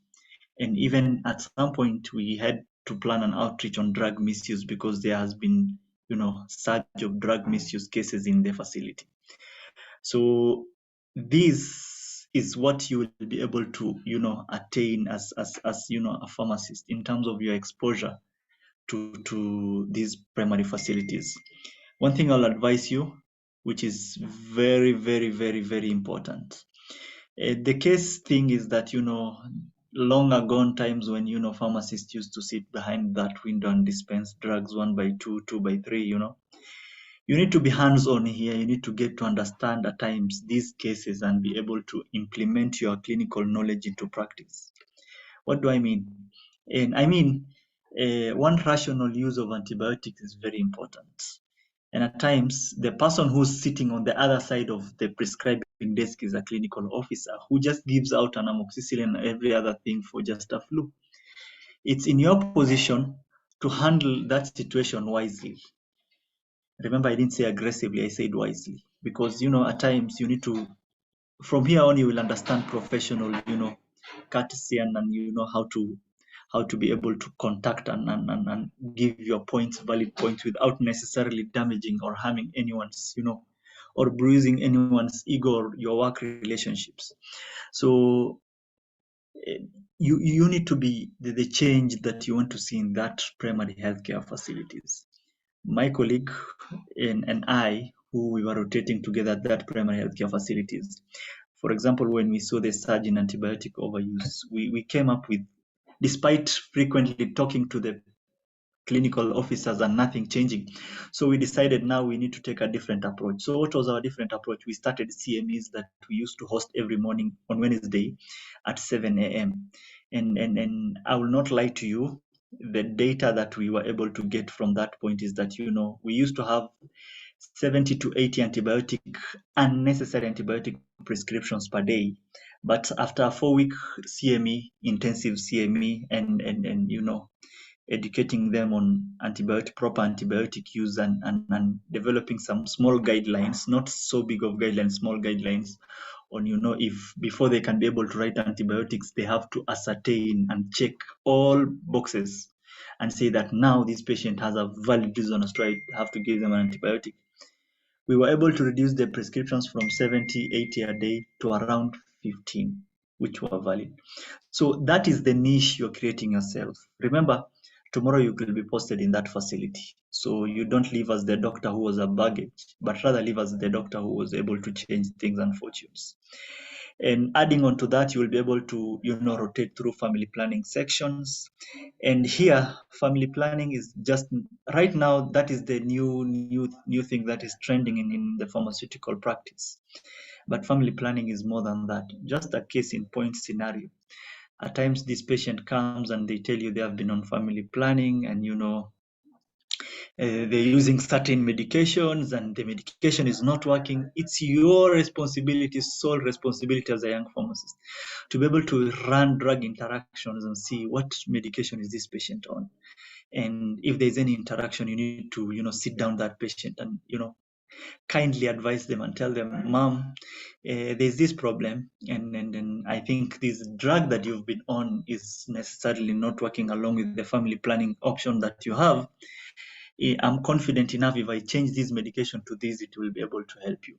So these are the kinds of niche you're able to create. You can also need to raise an awareness of family, with regards to family planning, in the sense that at times there are patients who come and tell you, they may be having certain family issues and, in all sorts of things that they are able to bring you. So you need to understand that it's your sole responsibility to be able to advise that patient, advise the facility in charge, advise the community on the need and the reasons as to why they need to use family planning. But on the contrary, the side that not many pharmacists shared, that I tend towards to as well, is you need to tell these patients about the adverse effects, so that when they're choosing options, they need to choose wisely. You need to tell them about estrogens, and then how estrogen only family plannings predispose them to carcinomas and all those things. You need to keep on advising them on the risk and the need for DVTs, deep vein thrombosis, cardiovascular risks, and all that. I think it's high time we need to have honest conversations as well, not just only the pros, that we tend to overlook the cons, and the patients in the long run, because they were not properly advised, they're like, I wish I knew. With family planning as well and other medications, you need to also teach these patients about the risk of unprecedented pregnancies that sometimes could come along with, so that justifiably when such a kind of a case comes, this patient doesn't come to tell you, they have not been able to be properly guided. And the other thing is that you'll be able to rotate through maternity, and you will be able to participate if you need in delivery. But I will promise you, gentlemen, that is so traumatizing. I'm sorry to say that, but it's traumatizing, and it will be able to improve your respect for women and your mothers, that is. But if you really want to participate in maternity and be able to see delivery, but I don't want to be at the end tail of it delivered, but I want you to be a niche that I believe not many people have been able to that I've been able to, you know, and take. Like, for example, ANC is something very important. And right now, every other patient is on a medication. And one point, we had a patient who has been on valproic acid all her pregnancy. And she presents herself in the hospital on the very end week of her pregnancy. Hapo, you just cross your fingers and you say, God, I just hope something mysterious happens here. Because from your own knowledge, you understand that, man, things aren't going to be the same. So I believe it's high time also as a pharmacist, you need to take this niche and be able to have ANC cares. In PHC, you'll be able to familiarize yourself with KP vaccines and immunizations for children. You'll be able to get to know rotaviruses. You'll be able to get to know BCG at what week. You'll be able to know, you know, the pneumococcal vaccines at what point and all that. The most important thing, you need to be the agent for the ministry to be able to facilitate proper inventory and healthcare products utilization. And in this point, in which I feel will be quite overwhelming for quite a few of you, because you could be the only one in that facility. You'll be tasked with, you know, filling those issuance books, whereby at the end of the month, the government through KEMSA wants to know how much of something has been consumed, as Dr. Brie had already told us. And that consumption report can be able to be extrapolated can be able to be used to be extrapolated for, you know, the resource issuance in the future. The government right now is taking a good approach in terms of, you know, how it releases products. KEMSA had its fair share of dark shade, but right now I think they're doing good job in, you know, reducing the time frame, the time lapse in which you issue products. So here is where you need to build a rapport in terms of how you communicate with your pharmacist in charge, the sub county and the county, and you tell them, Doc, I think I'll have our stock out in a week's time. I need to have these medications urgently. You will be able to practice nebulizations, and you will be able to address issues, with respect to asthmatic patients. You'll be able to dress wounds, and you'll be able to understand, you know, the different antibiotics for the wounds. You'll be able to also see burns and all that. So in an intern, you know, basically you need to understand the role of primary healthcare is not just only with respect to you going to the workstation on a Monday and then you're never seen again for the week. Yeah, depending on the number of students you are, interns you are, that place. If mkipangana that Monday, Tuesday, Wednesday, I'll cover, Thursday, Friday, we're on a cover, and next week, Monday. The way, the local arrangements are very important, depending on your need, depending on your emergencies, depending on, you know, how you guys understand each other. But once you leave that place, please let your effect be felt. The most important thing, you will be able to facilitate and understand and meet pediatric patients, and you will be able to see there is malnutrition going on. And please, I advise you, and I keenly advise you, education does not stop here. This is where I really encourage you to go seek some courses on where I was. We were able to be inducted well on nutrition, and because that was a very, you know, a chronic thing that was able to be presented in the pediatric wing every other time. So by the time we were going for PhD, we had a quite fair share understanding of it. But I want you to understand nutrition. What are the parameters, the mean, upper, you know, and the measurements, the weights. You need to advise this mother on nutrition of that child, you know, the first 1,000 days of life, from the point of conception to the second birthday. You need to tell them about, you know, formulations in terms of substitutes. You need to emphasize on breastfeeding, which is very important. You need to tell this mother about, you know, the risk of this child being predisposed to diabetes if they feed them with certain, you know, things, certain foods and foodstuffs that they are just only consuming. You need to start giving, you know, and even from a, you know, in the perspective of scarcity, whereby most of these patients that are presented to you, they are not that well of, but you need to tell them sustainable solutions. Mama, uko na maziwa nyumbani? Yes. Ya ng'ombe? Yes. Chemsha, fanya hivi. Don't think in an irrational manner that, be able to look like an insult to this mother. So your approach, here's where your communication technique come in. Here's where you will be able to get to understand and connect with that mother. At times you will be burdened with some emotional, baggage from these parents, but you need to understand and be able to take care. Most importantly, at the end of the rotation, there is a report that has to be written and has to be submitted in the form of a diaries, entries that are done. So I wish you all the best. Congratulations, unless there is any question. All right, thank you so much, Dr. Aden Siyat, for that. So I think for the questions, we'll just have them on the chat section because of time. So at this point, I'd just like to invite Dr. Libeya to quickly take us through the community practice and also a bit on personal branding. Then we'll complete with Dr. Emmanuel and Dr. Anushree on industry rotation. So Dr. Libeya. Thank you, Dr. Ezra. Are you able to hear me? Yes, loud and clear. All right. Thank you so much for organizing this and together with the leadership of YPG. And it's an honor to have this opportunity to talk to us. I'll be brief because I know our neurons are lethargic and some of us have started shutting down. So I'll be really brief and productive in what I'll present. And I beg your attention for the very few minutes I'll be able to take us through the community practice and also personal branding. So onto community practice. I guess all of us, if you've done the curriculum of pharmacy, you've gone through the pharmacy curriculum in Kenya, you've done the electives in your 4th year, and you had time in the community practice. There isn't much difference in what you're going to get when you spend the 2 months in the community practice.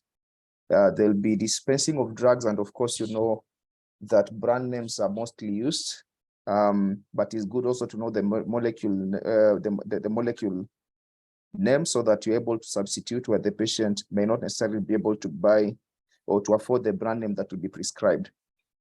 Your pharmacology will come in handy. It's important to keep reminding yourself about the side effects, drug-drug interaction, because your knowledge will be tested. You need to think on the spot and to recall things as fast as you can, because the patient will be right there with you. You won't have time to go and Google. Of course, you can Google later on, but the patient will be right there with you. The most important thing is that's why it's called internship. You're allowed to ask your supervisor. If you're not quite sure about a drug, please reach out and ask a supervisor instead of giving your patient wrong information. So that is really key. One important thing that I would like to mention about the community practice, it's the place where pharmacy entrepreneurship, you're able to learn pharmacy entrepreneurship. If you intend to get into entrepreneurship as a pharmacist after your internship, you need to pay keen attention in community pharmacy. It's 50% your pharmacy knowledge and 50% business knowledge. And there's no better place you can learn about entrepreneurship other than through apprenticeship. Those who have gone ahead of you and they have practical knowledge. You can get theoretical knowledge in class about business, but practical is different. And during your community rotation is where you get practical knowledge on pharmacy entrepreneurship. So that is a significant thing that you need to pay attention to, even as you rotate in community pharmacy. Some of the key areas you learn under entrepreneurship include procurement of medicine. When do you procure? How do you procure? Which are the good procurement practices that you need to follow? How do you monitor sales? Which systems do you use? Which pharmacy softwares do you use to control your stock, to manage your inventory?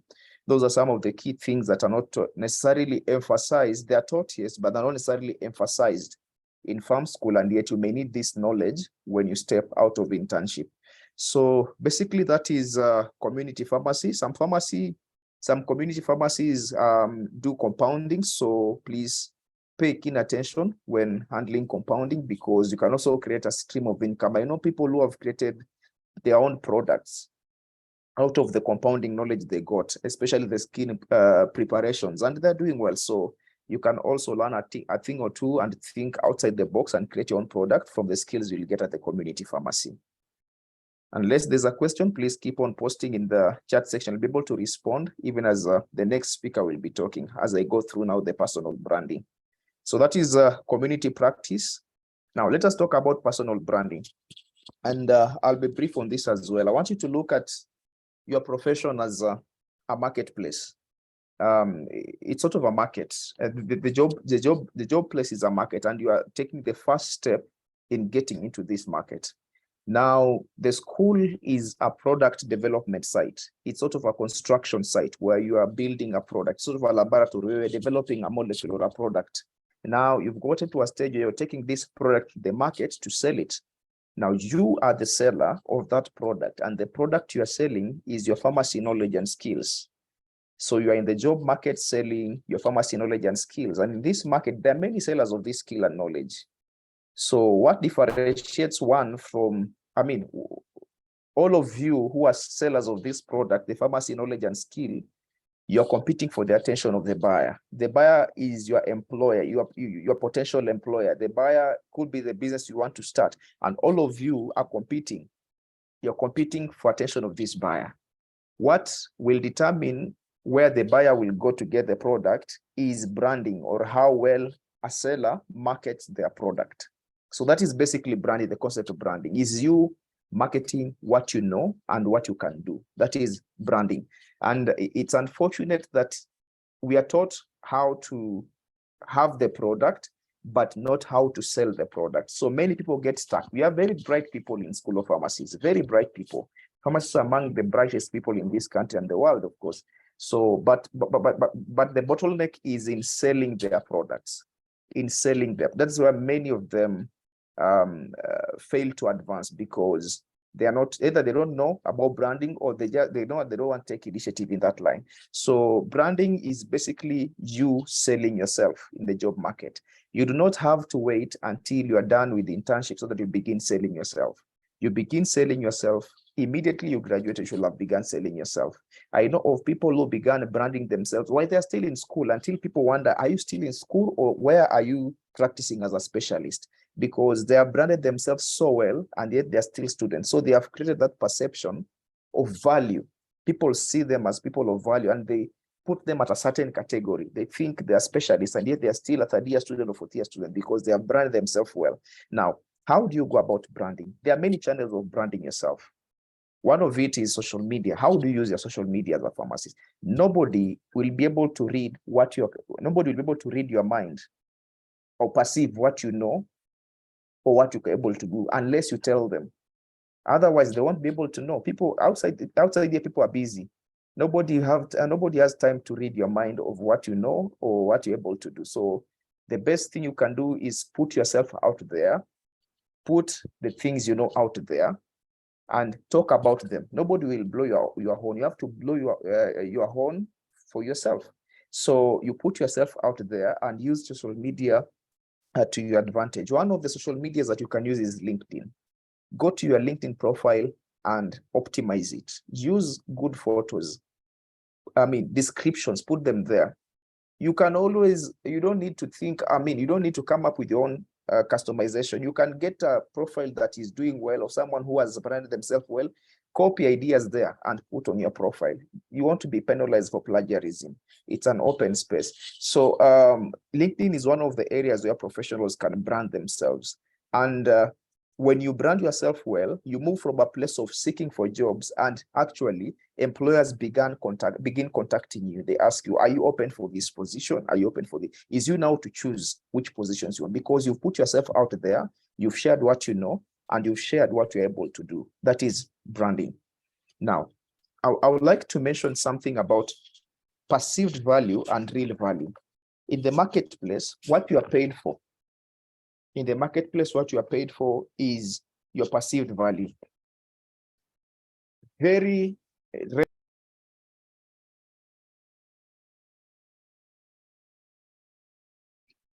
Dr. Libeya, I think you're muted. You could just check your microphone. Right. Sorry. Yeah. Sorry. All right. Where did you lose me? We didn't lose you. We didn't lose you for a long time. It was just a few seconds. So all right. Oh, thank you. All right. So I was saying there are two things. There's perceived value and there's real value. Many people think because you schooled before, because you got distinctions, because you know stuff about pharmacy, you are good at your work, then you need to be paid well. I'll tell you, in the marketplace, if you don't negotiate for yourself, an employer is after making profits. And if they're able to pay you the minimum salary possible, the better for them, because they'll increase their margin, they'll minimize the cost and increase their margin. So the thing is, you have to know your value and then create a perceived value. And branding helps you to create a perceived value by what you share, by what you talk, by how you present yourself. That helps you create your perceived value. And that is what they'll use to pay you. I'll tell you an experience. I was in corporate, working in corporate last year. And I was working in an environment where we had non-medical professionals, and I could interact with them and pick. These people is not that they know a lot of things, but the 20% that they know, they speak as though they know 80%, and they're paid because of how they speak, what they speak, not what they know. If you sit with them down and think, you're able to think 5 times more than they're able to, and yet you find that they are being paid more than what you are paid, is because they know how to talk and create a perceived value on their brand, which is something that we as pharmacists, we need to learn how to go about. And the best time to begin is when you're stepping into your internship. Begin building a perceived value. Get in those spaces, speak out, let your brand be known, such that I have Dr. Emmanuel, Davy, I have Dr. Ivy, for instance. So such that your name goes in front of you. Before people even meet you in person, they already know your name. That is, you've created a value. I mean, you've created a perception about yourself. There's a brand associated with your name. Your name has gone ahead of you. People already know your name even before they see your face. So when they see your face, so you're the famous Dr. Ivy. Now finally I go to see you. It's because your name has gone ahead of you. You've created value. You've created perception around your name. That is called branding. And the earliest you can begin doing that is now. You should have begun doing that you shall begin doing that even in campus, but now you're not late. You can begin now to create perception of your brand, to create perceived value of your brand. All right, unless there are any questions, I would like to rest my case there. I had a lot to share, but I had to truncate because I know saizi akili ya watu nimechoka kidogo, but I'll be glad to answer any questions in the chat section, even as the next speaker comes in. Back to you, Hazel. All right, thank you so much, Dr. Libeya, for sharing those insights.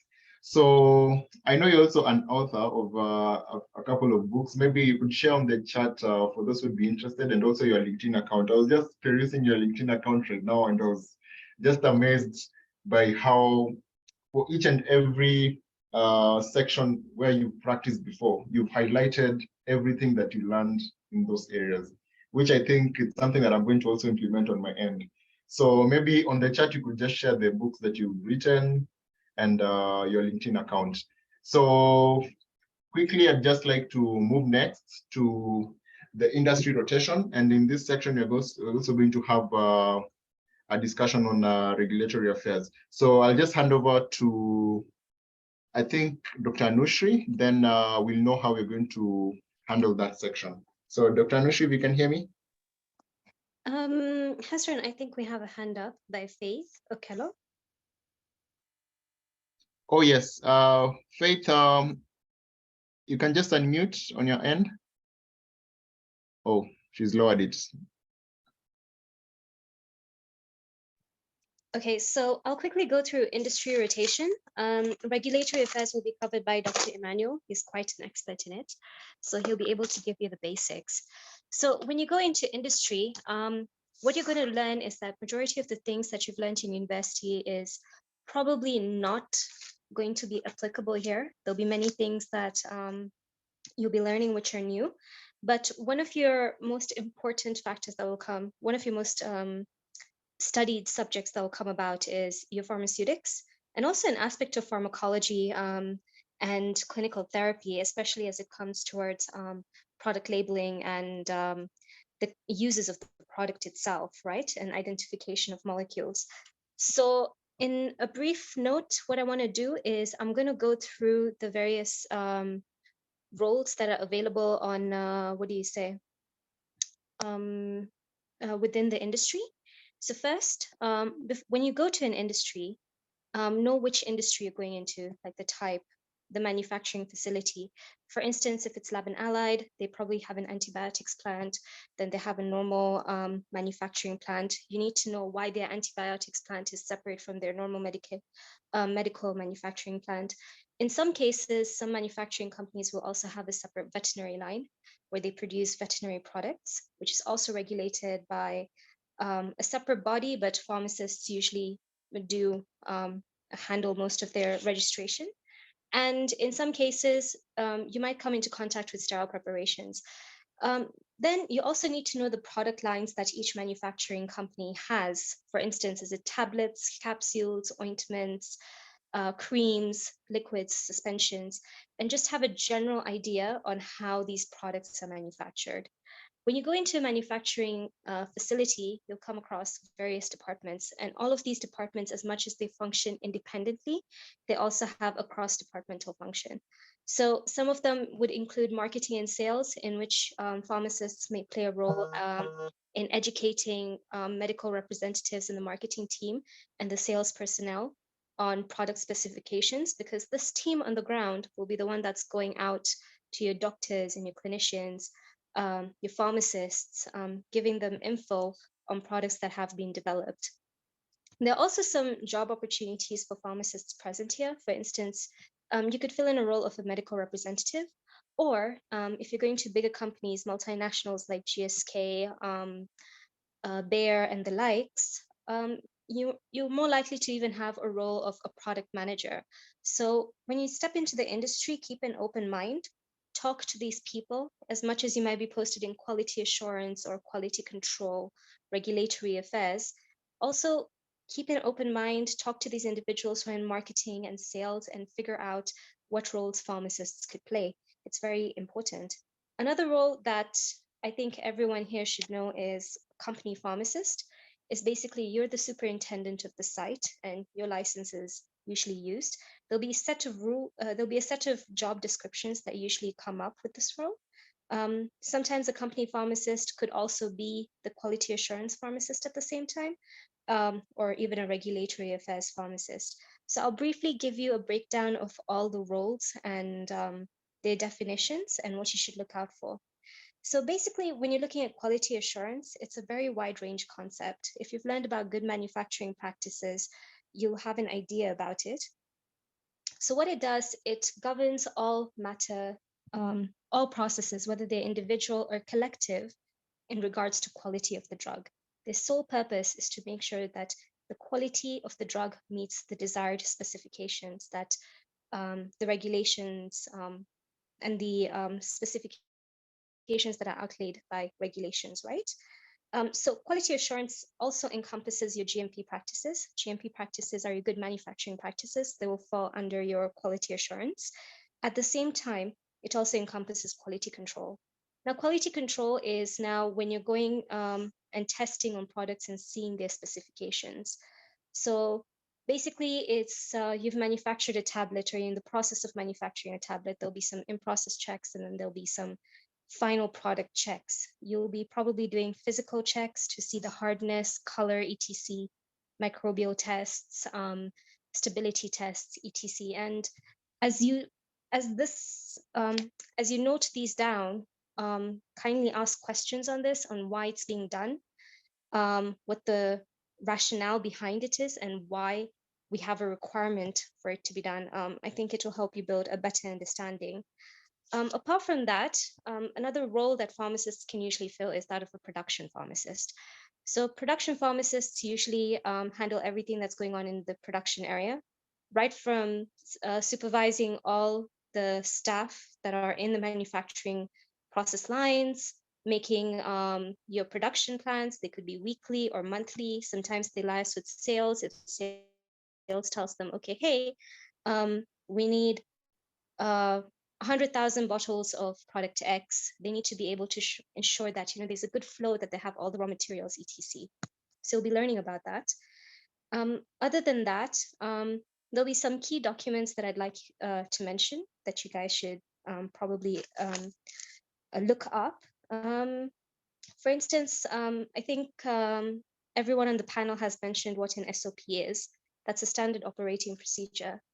The quality assurance department is usually in control of every single document. Everything has to be governed. Every single step has to be documented. So they will even have a template and a master file of the standard operating procedure. Basically, to take, it's an outline of how every single process in the company needs to be written down and how the format it needs to follow. So if you can get your hands on that, and if you read it, it will give you a basic fundamental, it'll give you a basic template on how to read any single SOP within the company. Then I've gone through your internship guidelines. I believe Dr. Cohen has posted them in your group. Your internship section, all the points that I mentioned from page 24 to 25, take specific focus and make sure you ask the necessary questions to the necessary people in the department. Another role that you have that's upcoming, that PPB is introducing for pharmacists, is also the role of a pharmacovigilance officer. Pharmacovigilance officers, you do require some training post-internship. It's good to know what they do. And one of the things they do is they look for any adverse effects or any major medical side effect that happens once the product is already out in the market. And they have a legal obligation to be able to report this. And facilities usually require this role to be present. And as Dr. Bree also mentioned, the pharmacovigilance office is also present on the hospital setting. So that is just a brief overview.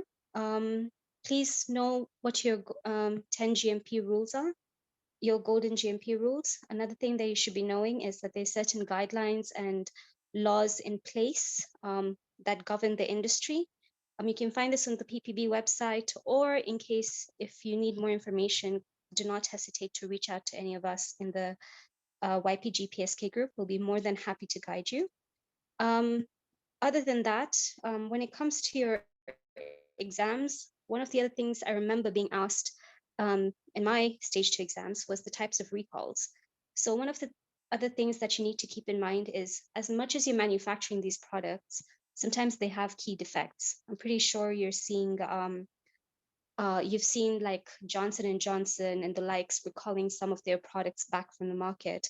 We do have a procedure for that in Kenya as well, and their types of recalls. It's important to know them. Yeah, so I think that's what I have for industrial rotation. I'd also like to say that most of it is a bit boring and a bit tedious, but keep at it, like try to be a bit more curious and understand the whys and the nitty-gritties. And there are a lot of opportunities in the industrial sector. Yeah, and I wish you all the best. So I'll hand it over to Dr. Emmanuel to take you through regulatory affairs.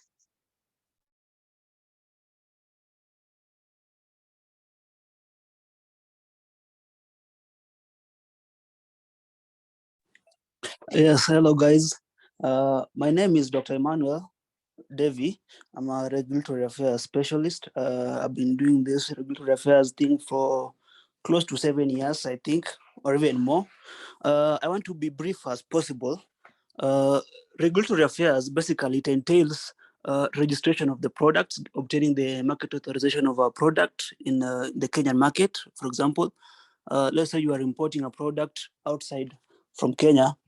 You want to bring this product to Kenya, you'll have to register this product, whether it's a pharmaceutical product, a cosmetic, or a herbal, or a food supplement. So that's basically what regulatory affairs entails, even the disposal of pharmaceutical products and medical advertisement. One thing I want to remind you guys, internship is not a job, it's a stepping stone. Just as the doctor was saying, Dr. Leal? You have to brand yourself. People usually say, as pharmacists, we need to network. But if you don't have anything to sell, there's no way you're going to network. If the only thing that you know is to dispense, how will you network with other people? It's going to be very, very difficult. So regulatory affairs is one of the skills you can obtain to help you grow in this field of a pharmacy. And it's also something that you can also do online. You don't have to go there physically. It's something you can do online as a freelance. You can do it as a side job. registering the medications, the cosmetics, and all the products that are being controlled by the PPB. So I want to be brief as possible because it's already 9:20. You guys, if you have any question, you can just ask in the comments.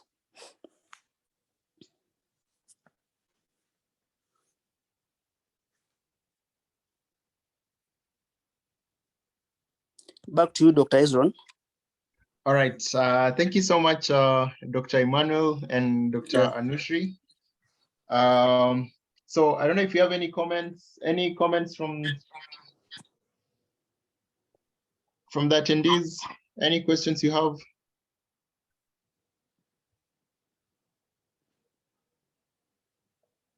So as we wait, I think it would be good to mention that you know, some of the things like regulatory affairs is it's something that is new, and most of the young pharmacists are getting into it right now. And for those who would be going for the industry rotations, it would be good for you to be keen on what is really happening in those areas, so that at least once you're done, you'll be able to know where to start from. So I'm not seeing any questions for now, but then, all right, I'm seeing there's a question here from Stacy. What advice do you have for getting other staff on board to implementing your ideas as young pharmacists, such as in the case of CMEs? I don't know if this question is directed to, or is this just a general question?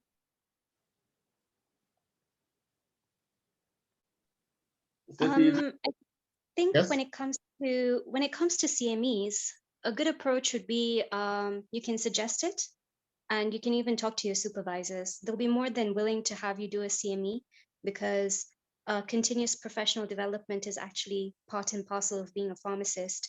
And having you do small, brief educations, small, brief presentations would actually be beneficial. Stacey, you're saying it's not specific to CMEs in general. Like, could you be a bit more specific?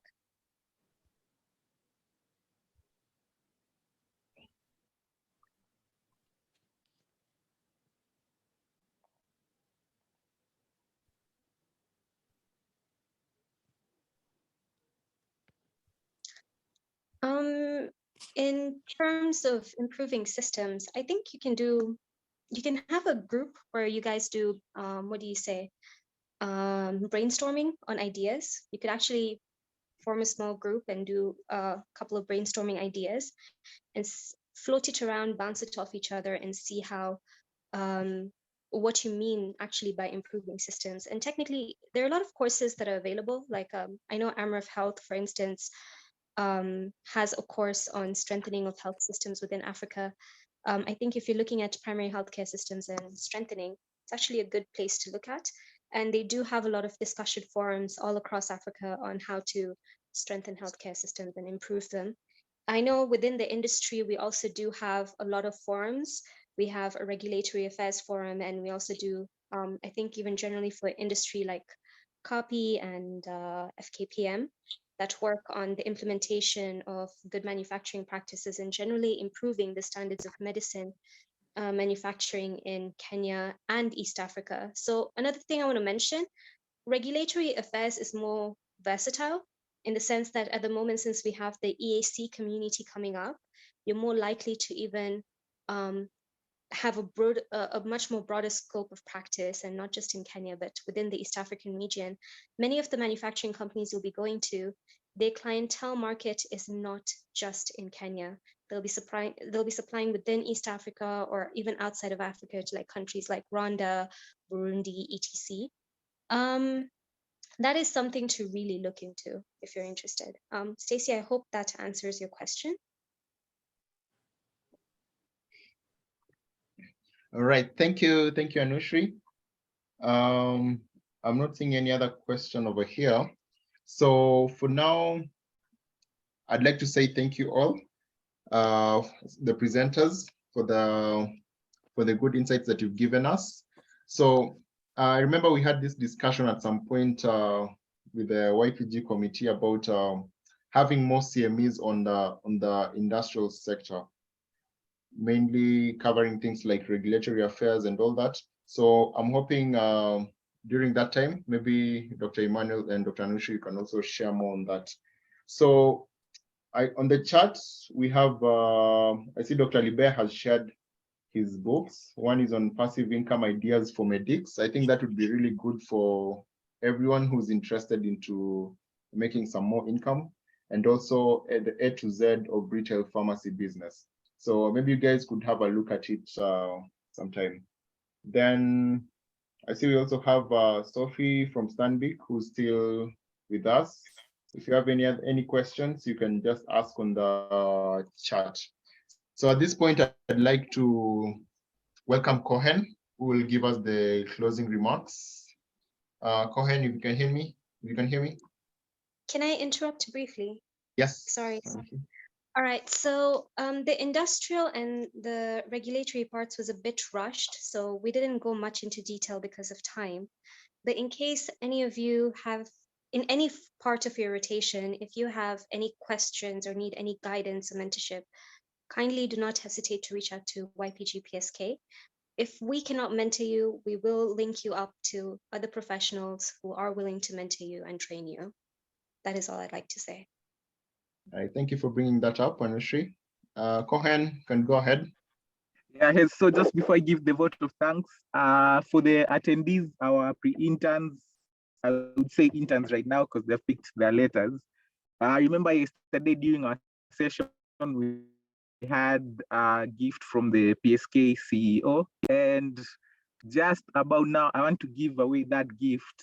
So, this is how we're going to give it out. So for the interns, I hope you guys are hearing me. I'm going to read out, I'm going to say one question, and okay, here are the rules of winning the gift. I'm going to ask a question, and whoever types out the answer in the message box first is going to receive that gift. You'll get in touch with the YPG, you'll get in touch with the YPG guys to see how we can deliver it to you or how you can pick it up. So Hezron, Anushree, Valerie, I don't know if Gibson is also there. However, Hezron, Anushree, Valerie, please just help me detect the person who would have typed the answer first. Is that okay? Yes, yes. Yeah, can everyone respond on the chat and not the Q&A, because I don't know if we'll be able to monitor both of them together. Oh yeah. Can everyone respond on the chat right now? Yes. Is it open? Yes, it's open. The chat is open. Okay, so today we were glad to be joined by Samuel and Martin, who presented from Stanbic Bank, and we also had Go ahead. There's some noise. There's some noise from the background. I don't know what it is. Am I clear now? Not really. Okay, I'm not okay, sure. Yeah. You're okay now. You're okay now. Okay, yeah. So today we were joined by Stanbic, who are I would say our partners in this, and we had Samuel, Martin, and we also had Sophie who didn't present. So here's the question from our pre-interns. Now here's the question that will make you win the book. So during Samuel's presentation, he mentioned a lot of things, to do with finances and everything. And there's a book that he mentioned. What's the name of the book that Samuel mentioned during his presentation?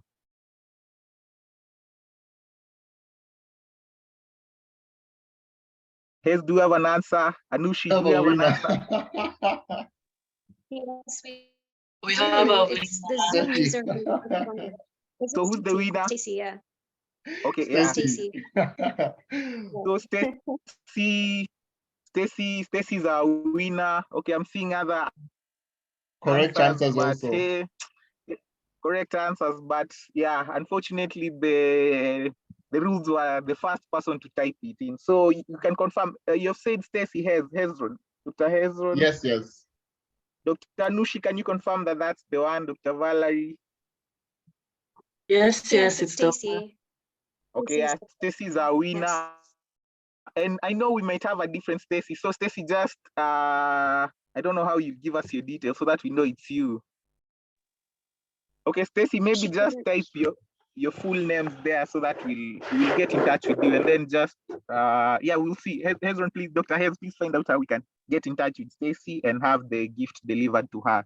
So we were given a book by Dr.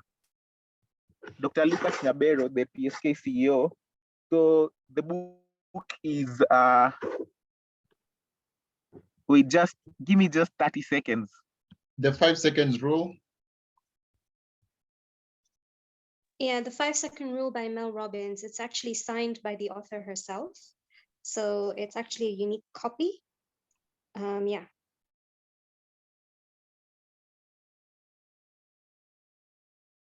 We've lost Cohen.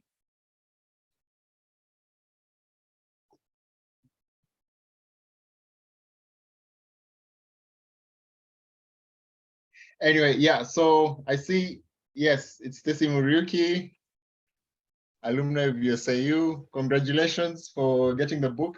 And also for those who've contributed Zoom. Yes, I'm still, okay. Yeah, I'm back. Sorry, my laptop was about to go off, so I was just like rushing to connect it. Yeah, so yeah, Stacy's our winner. And yeah, so now to the vote of thanks. I know time is fast spent. So first of all, I'd like to thank Stanbic Bank. We had a presentation from Samuel, Martin, and we also had Sophie who joined us on board. And then I'd like to thank Dr. Libeya for taking us through the community practice, how it will be, and then something that is very important, the personal branding. I know right now we're talking about how there's no employment and everything. So please ensure that you brand yourself well. Ensure that even in the internship stations you go to, if you can find a way for them retaining you, just find a way if you can. Dr. Libeya, thank you so much for your presentation. We had Dr. Emmanuel who talked about regulatory affairs. I know that's an area that we could explore because it's coming up so much nowadays. And then we had Dr. Aden. Dr. Aden talked to us and took us through primary healthcare facility. Right now, we have the government talking so much about, achieving universal health coverage, and primary healthcare is probably going to be a pillar and should be a pillar in realizing universal health coverage. So information is power. If you know what the government of the day wants to implement, chances are that's where the money is at. So please be very attentive, be very open, learn about primary health care as you do your rotation. And then, of course, we had Dr. Anushree who is our projects lead at Young Pharmacist Group, who also took us through the industrial rotation. Thank you so much for that. And we had Dr. Hezron, moderator for today. I also want to thank you so much for taking us through that. I hope I haven't forgotten to thank anyone. And I'm seeing new messages. Oh, our winner is Stacy Wangare Muruki. Thank you, Stacy. We'll find a way of getting in touch with you. And then, what's this last message? Dr. Hez, what's this last message? That's just the form that for those who want to be reached by Stanbic Bank on the investment options and the accounts, they can share their details there, then they'll be contacted. Oh, okay. Thank you so much. So as we end, I want to wish you guys all the best in your internship. And as Young Pharmacist Group, we are just one phone call away from you guys. We're going to have very many more sessions. I hope as you go for internship, you won't forget and you will be part of. And to urge you guys, please join the professional associations, join the union. Right now it's when you guys are going for internship because guys from KMPDU pushed so much. When we come together, we can do a lot. I'm giving an analogy of the ants. You see, ants are usually very tiny animals, but they have that solidarity. And when you look at the ant hill when it's built, you can't even tell the size of animals that have built that. So as if we can come together as pharmacists in professional associations, we're talking about like probably having regulatory affairs ring fence for pharmacists only. If it's only one person pushing the agenda, one or two people, it's not going to happen. But if we come over 1,000 people over right now, I know even if we add your number, we're probably having registered pharmacists and interns in the whole country, it's probably at around 4,700 right now. So if we come together as an association, pull our voice together, use social media, and all that, influence policy, we're going to get so much, we're going to achieve so much. So I'm just urging you guys, please come be members of PSK. We're even working on having a young pharmacist group internship conference. I know you guys would have been paid at that time. Please come through and let us build our very noble profession. And on that note, I want to wish you all the best. And I want to say thank you so much for making this session a success. We look forward to very many more in future. Thank you. Oh, I have one All more right. comment. Sorry, just one more comment. Right. There is a guideline out there, which is called the pharmacy specialties on the PPB website. Anyone who's looking to build on their pharmacy profession, whether it's community, clinical, policy, regulatory affairs, industry, management and admin, anything at all, the guideline specifies what you need to do, the kind of masters you can do. So while you're in internship and anything catches your interest or you realize that this is your passion, you can actually explore those on the guideline is available on the PPB website. Yeah, that's all. Yeah, and also please follow us on our social media handles on Twitter, Instagram, and like Dr. Libeya told you to create your LinkedIn profile and follow YPG. We'll be posting so many things, job openings and all that. Oh, Tiffany, what are you asking? What is it called again? What? I think something Anushree said. Oh, The pharmacy specialties guideline. I think I'll even send it to Dr. Cohen and Dr. Hezron or anyone who's even part of the pharmacist groups. They'll be able to post it for you. So Okay, just have a look so and we'll be able to explore it. Yeah. Yeah, Tiffany will share that with you. Yeah, so please follow us on our social media handles. We'll be sharing everything from jobs to opportunities to conferences that are coming up to scholarships to, postgraduate scholarship opportunities, anything and everything to do with pharmacy. Thank you so much. All right, thank you so much, Cohen. And also thank you so much everyone for staying up this late. I know we really had a lot on our plate to cover for today, and we've come to the end. So I think my last parting shot will just be just for all the interns, wherever you go, make sure you build your connections for the upcoming conference that is coming up. Please, please, please attend conferences, because this is where you meet your potential employers. Sometimes I usually say to myself that you'd rather go to a conference where you meet maybe, for example, the CEO or the person who owns a certain place, instead of going with an envelope, a brown envelope, to see a HR who's probably not going to give you the job or something. So it's always good to go to conferences, meet people, build your networks. So that would be my last parting shot to you. And congratulations, and thank you so much for being a participant in this session. Have a good night, everyone. Thank you.